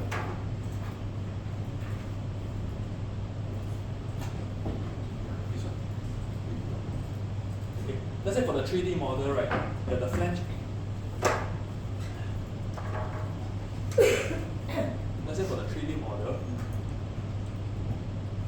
the thickness direction, right? This is the 3D direction.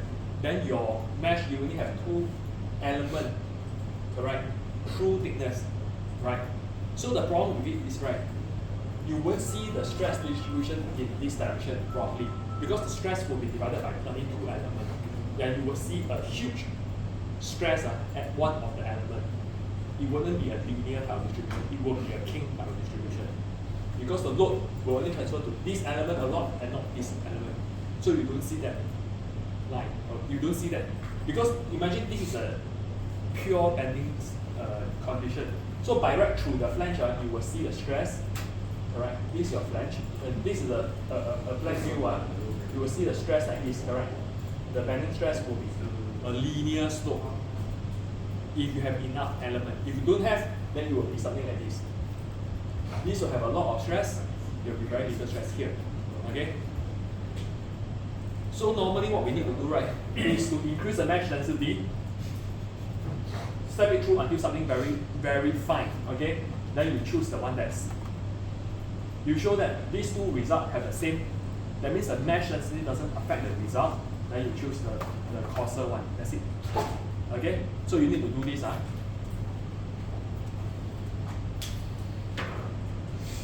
illustrate that this is fine enough. You see what they did? Okay, you can do it different way. The easiest way is do it by the deflection. Why? I always say in the model, right? Remember what I said? Remember a statement matrix? You have a statement matrix, okay?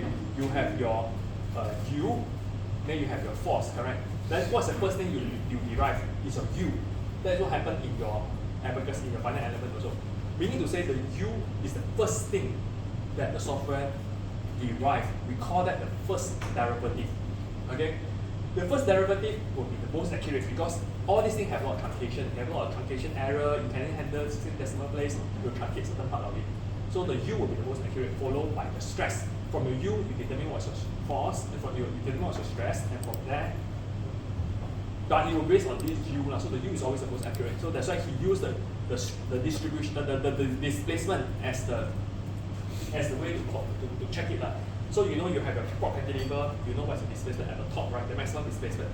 You step up the number of elements up to a point to show that this is less than maybe 10%. Typically 10% good enough. Then pick this. Okay.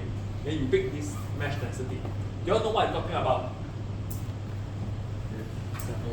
Confirm, so you just need to use as a global seed, change the global seed. Your just now what is a global seed you use? 2. 2, 4, yeah, should be about 4, correct? 4, then you change it to 2, then change it to 1, okay? Then from there, you use you check the system result, okay? Can? I go on, anybody don't understand this part? Correct. So these two results, this result and this result. Yeah. 5, 10%, up to you. He do until very fine. Yeah, very fine. But actually, it doesn't mean you, so you just do something here. You know, as an engineer, you plot this curve, right? You must think, as an engineer, if you are showing the client, which one should you be using as an engineer? Yes, the higher one, but then this part, if you choose this, got problem, because if you choose this, right, you are trying, what if the client asks you, hey, how come you never do further? I work for PUB, when we do like 10,000 years, then my boss asks me, how come we never do 100,000 years? Problem, okay, never end. So, as an engineer, think, curve here, number of element, if it was you, which point will you choose? Which one? Anybody, quickly? Second last one. Second last one, why? Because it shows us, then you go to the next one. Huh? Quickly, huh? At least shows what's after that. Close, but the correct explanation is because after the plateau, you will see that this is the high plateau, this is the zone whereby you see a rapid increase in accuracy, correct? After this, is not significant already, correct? You choose here, is arguable, because you haven't reached that plateau yet. You choose here, that means it's definitely before the plateau. You see a massive increase in accuracy with number of element. So as an engineer, if you plot this graph, you will choose. Agree?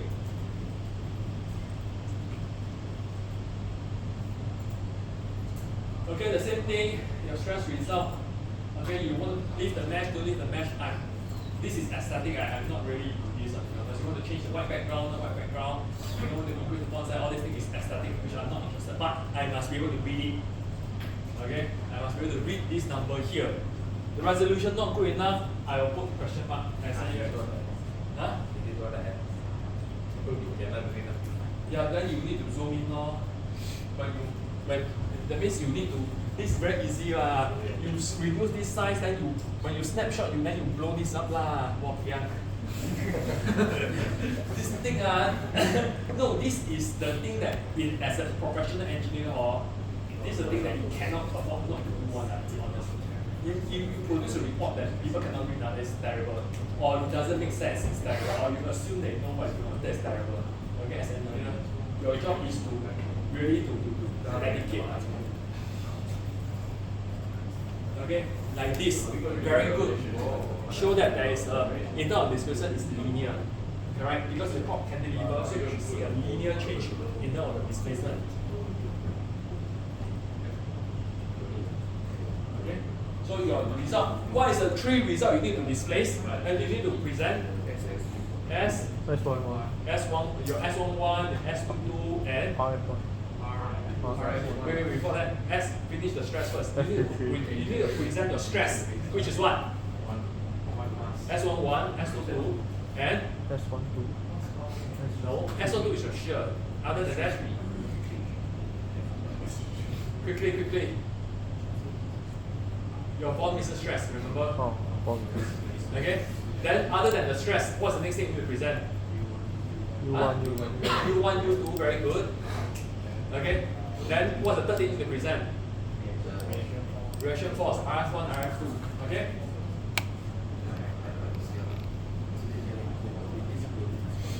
This is software sales plan. So you don't need to explain all the things for you. You don't need to explain. As long as you show the picture So this is important, like the mesh size, number of element, the stress. Like I say, this is something very specific to front element engineer. You need to illustrate the mesh convergence. This is important. Okay? Initial result.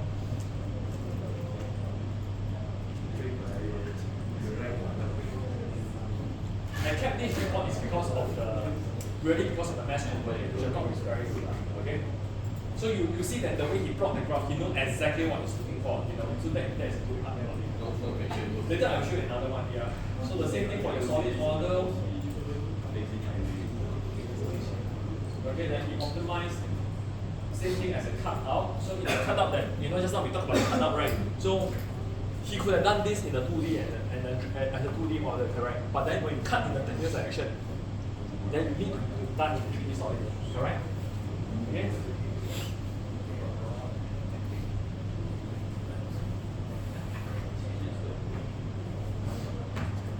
Same thing, all the report will need to have the stress validation. Okay? And like I said, the stress and the validation must have what? Your stress validation and your reaction force, which is the easier one. Reaction force is always the easiest. And let me go to another report. Before I go to discussion, discussion is another part. Discussion is probably about 25% at least.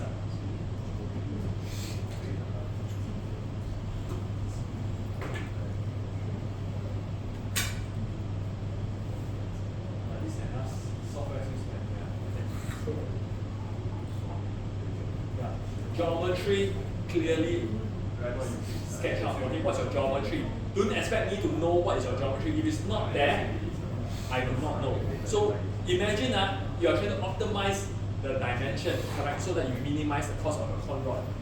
What's the thing you need to is indicate your dimension? Make sense? Correct. How, if not, how will I know that yours is your design is actually a better design? Okay, so this is the. Did I send this before? Yes. Did I send this before? Huh? The material property. Okay, then everybody take a snapshot of this.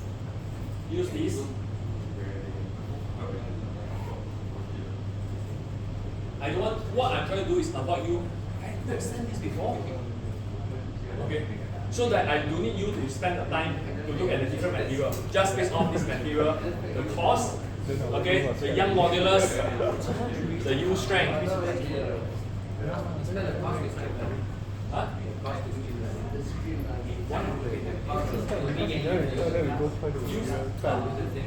Use the same price so that you do not need to go and Google it. Just use this, easier for everybody, and you can select the material based on this. Okay? Sorry, sir. Is it possible that you can just screenshot this thing and email to us? Take a picture. Can you not take it and use it? Oh, okay.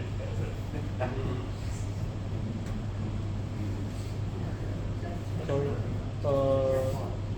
This one they never provide the Poisson ratio. Sorry? The Poisson ratio.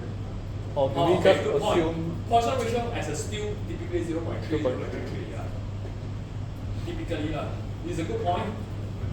Shows that you are familiar with the solid mechanics, but typically 0.3, 0.33 is okay.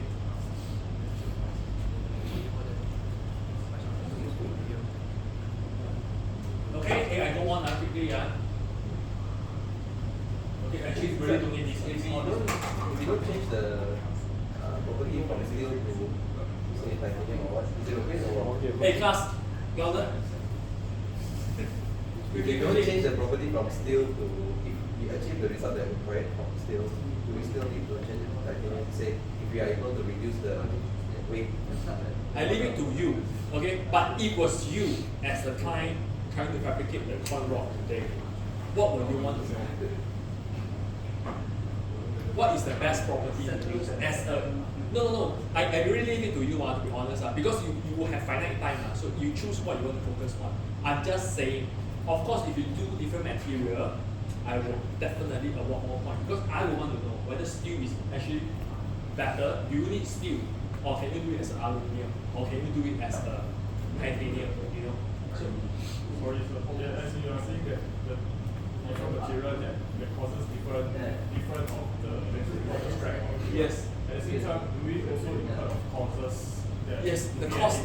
Correct. That's why you need the cost on. The whole point is the cost on. You know, like for example, it depends on the problem. To be honest. So you see, let's say for example, steel, right?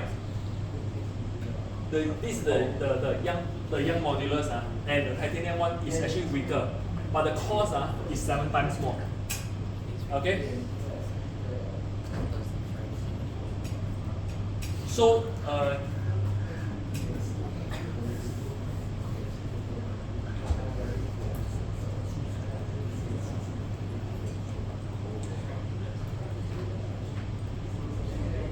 yeah. So you use the U strength. Okay, so you use the U strength. So you can actually think about it. Maybe you don't need to use the whole range of the different type of material. But what I need you is to decide on what is the material to use. Did they come up with ask you what to use what material? Inside the assignment, do they ask you?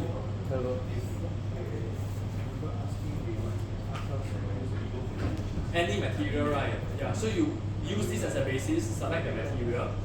Okay, if it's not provided, then select the material. Okay, you think what you use. You might not need to step through the different material, but at least you need to rationalize it. Okay, and I don't want you to waste your time, that's why I said to use more. You can just use this. Alright? Okay. So this is good. You let me know what is your principal stress. This is the making of the engineer. Because I told you your S11, this is a bending problem, right? So this is your bending stress. This is your bending stress direction. So this clearly let me know that the author, right, trying to let me know which is your principal stress and which is the S11 direction, which is important because if you just present me the S11, S22 without understanding which is actually a bending stress or not, then what's the point? Okay. So the cyan color is 1. Okay, so S11 will be the bending stress.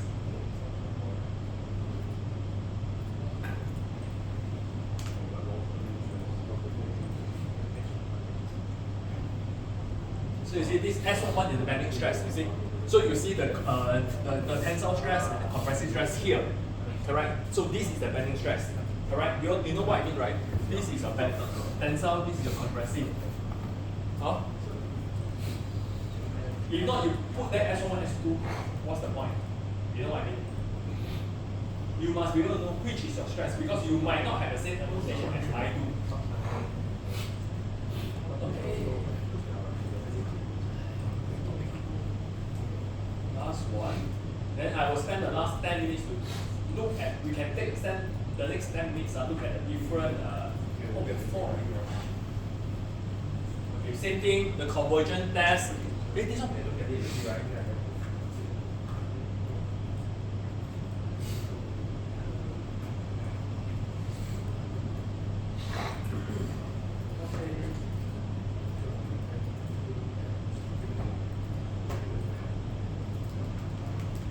Okay, see the validation. Let's take a look at the discussion. Okay, look at the effect of the material, look at the effect of the material, vector safety versus the material. So if you use the same design, you just change the material and see that what is the increased performance of it. Okay, so the factor safety compared to the aluminium is 34, so it's you have 34 factor of safety, and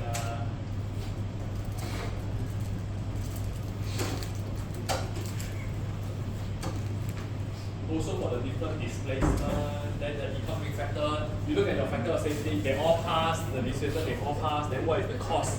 Then from that you rationalize which one are you going to use. Okay? But this is totally up to you all. As a designer, you can think about it. Okay?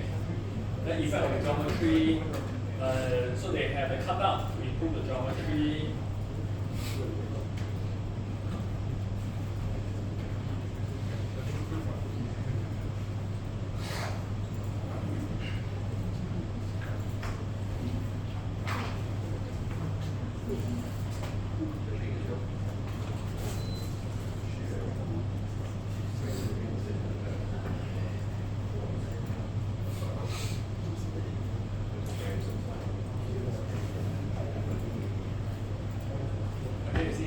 So based on the figure, it's evident that the modified design experienced a higher bending stress, right? So originally it really passes. The stress is way below the design requirement. Okay, remember? So that's why I do a solid model, I do a cutout. That's why I can optimize the cost. Okay, so with a smaller area, then the stress is dispersed more uniformly throughout the model, but then there will be stress concentration, so it might reinforce things like this. Okay.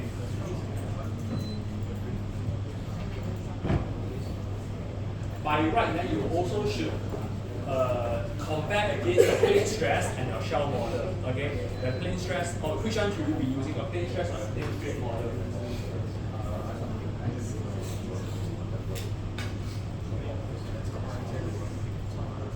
Okay, wait is the if you look into your canvas, right? I want to get everybody straight on this.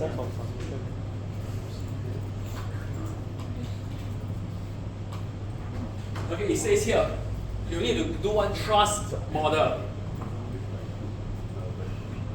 Yeah. You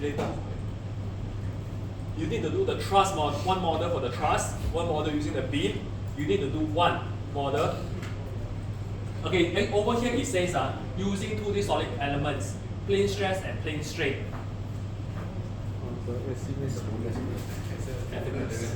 Yeah, no, as a bonus, the axisymmetry one, if applicable lah, okay.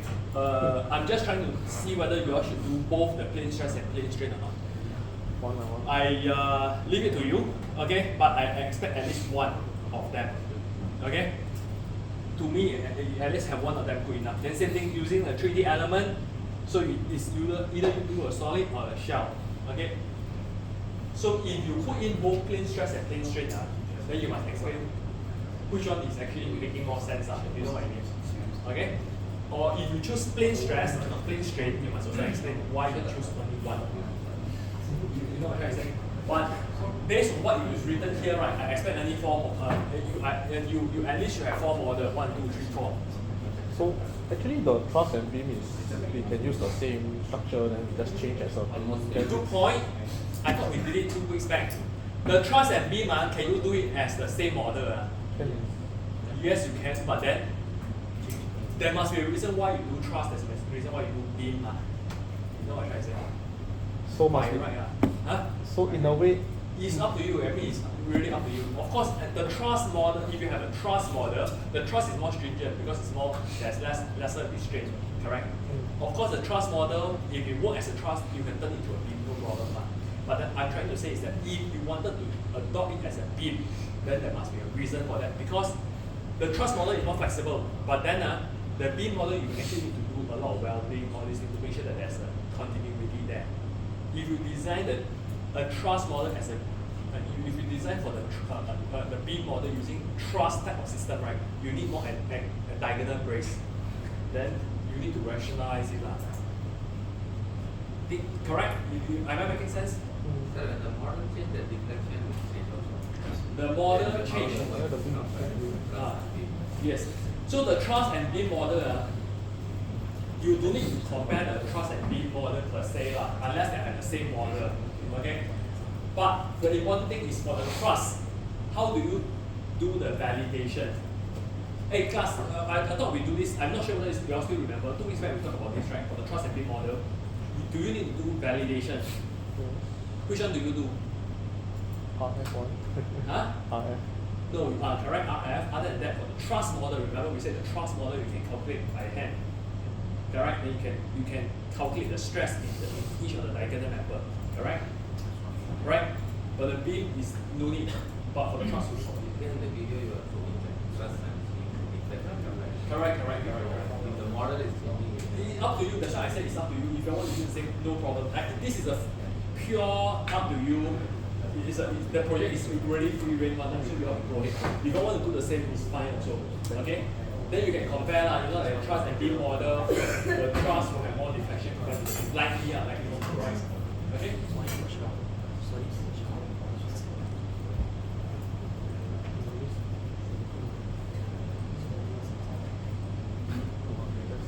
Okay, do you all need me to go back to the trust one to show you all again? Huh? can you show example?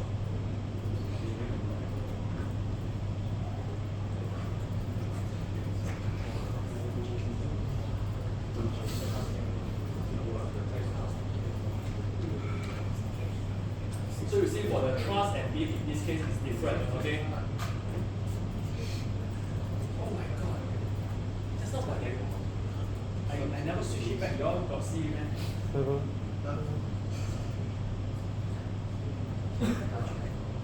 Just now I was switching in and out, you all see this, no right? Then you all just nod your head.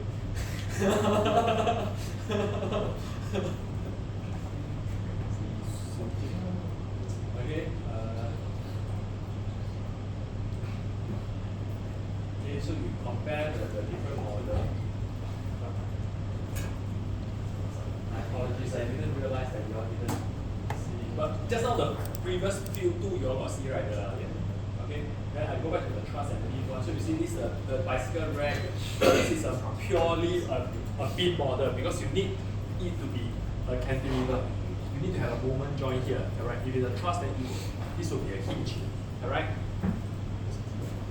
Compared to the truss model, okay? So this is good in the sense that you let me know, and this is important, you let me know your section module, your section property that you're using. Whether it's circular, what's the thickness, what's the dimension. I need to know this. If you just give me a result, it will be wrong. Because how will I know what section you're using? What's the point? Alright? Okay? So we need to put a screenshot of the number. Just number can. Just draw pen. I will do as number. I will not do a screenshot. I think it's not right personally. But the point is you at least you talk of that. You need to clearly indicate the material you're using, the dimension you're using, okay? The property you're using is important.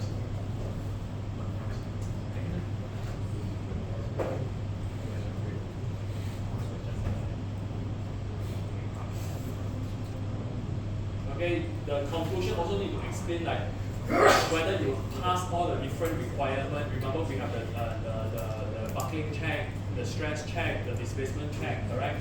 So you need to check, you need to comment on that. Okay, on the other hand, the beam are able to support shear and bending. This result in the result to angular deformation and truss due to external load and the beam designed to be able to withstand such physical. Okay. Can we attempt to understand the differentiate this cannot be very logical, but at least a good attempt in our opinion. So I give an additional mark for the discussion. Okay, so you compare the truss with greater deflection, resistance, and support the tension compared to the rest. So this is not actually correct, but there is an effort to illustrate there's a difference between the two models. Okay? Yeah, I want to quickly show you the truss validation.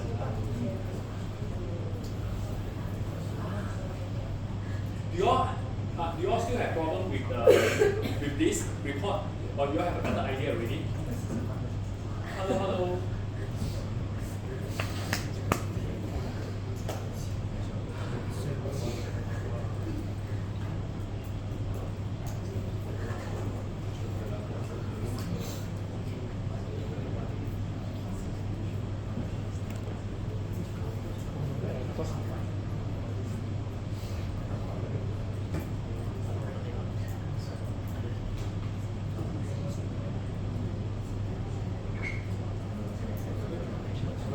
this is the truss model, correct?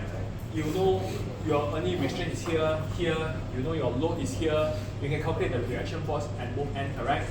If I know my reaction force here, I can do a distribution to know what is the force in each of these members. From the force, I can determine what is the stress. Check again your S1.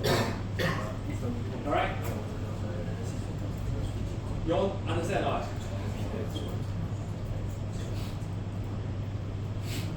Okay? Then check this. Okay? Can you take a picture of this?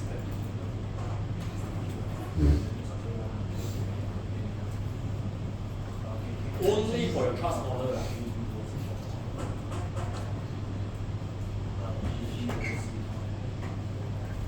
Okay?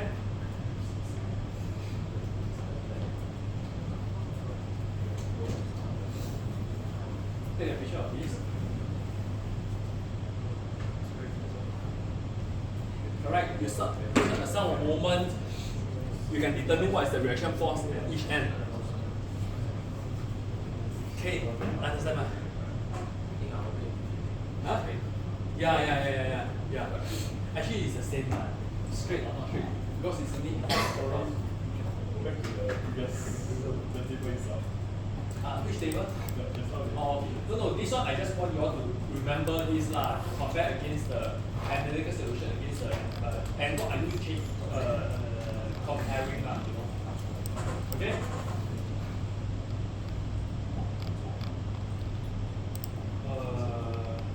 That's all. Okay, we don't have time. Let's take a 10 minutes break. Okay? Then, anybody else got anything on assignment 2? Because after this, when we come back from the break, I'm not going to do this already. Anybody got any question? What are we doing? You can still email you, right? Yeah. But it will be very limited. So it will be limited. So it's very hard for me to explain it via email. I will. I'm just saying that it's not easy. Email. I have a full-time job as email. Why do you have to show me how they what are the ones that how we Oh yes. Hey, class. Sorry. Just very quickly. This is not important. Honestly, this is not very important. But okay.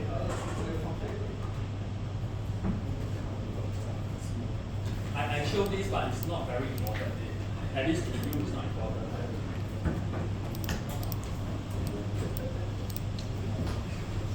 So this is your node element, right? I told you, let's say for example here, right? You know, all your this your element. Previously is your node. Okay, not going to make sense to you.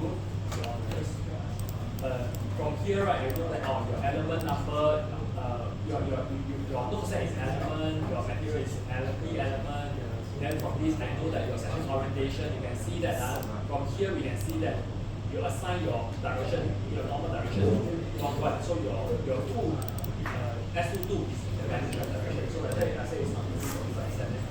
The element set is E material. From here I can see your material. Below you will be able to see your material.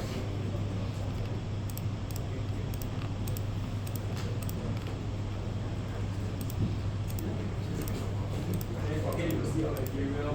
But what is the material property that you use? So we say this is 200, 0.3% ratio. So I do not need to open. Actually from here I can roughly have an idea. Then you see for example, your node set and bottom is at the bottom of your plate. Then from here I can see what is your boundary condition. Okay, you can see the end bottom is in the two direction. Then I have another node IMD in one direction. Okay, so from here you can actually roughly have an idea. Okay, from here you see that I only applied one node because N horizontal is only one node direction. I know there's only one node that is applied to the node. Another one for this node magnitude. Okay? Yeah. Not very useful for you, to be honest. You need to have certain amount of familiarity with this, to be honest. Okay? 10 minutes time. Anybody else got any question for assignment 2? I think the revision is equally important now, so I wanted to focus on the revision. So if you have any question, assignment 2, ask me now. Okay, of course, if not, you can email me. If necessary, I will ask you to give me your number. I can call you. I'm just saying that it's not going to be very effective if you do it over the phone. Okay, but the revision is pretty important. Okay, Ken, that means thank you.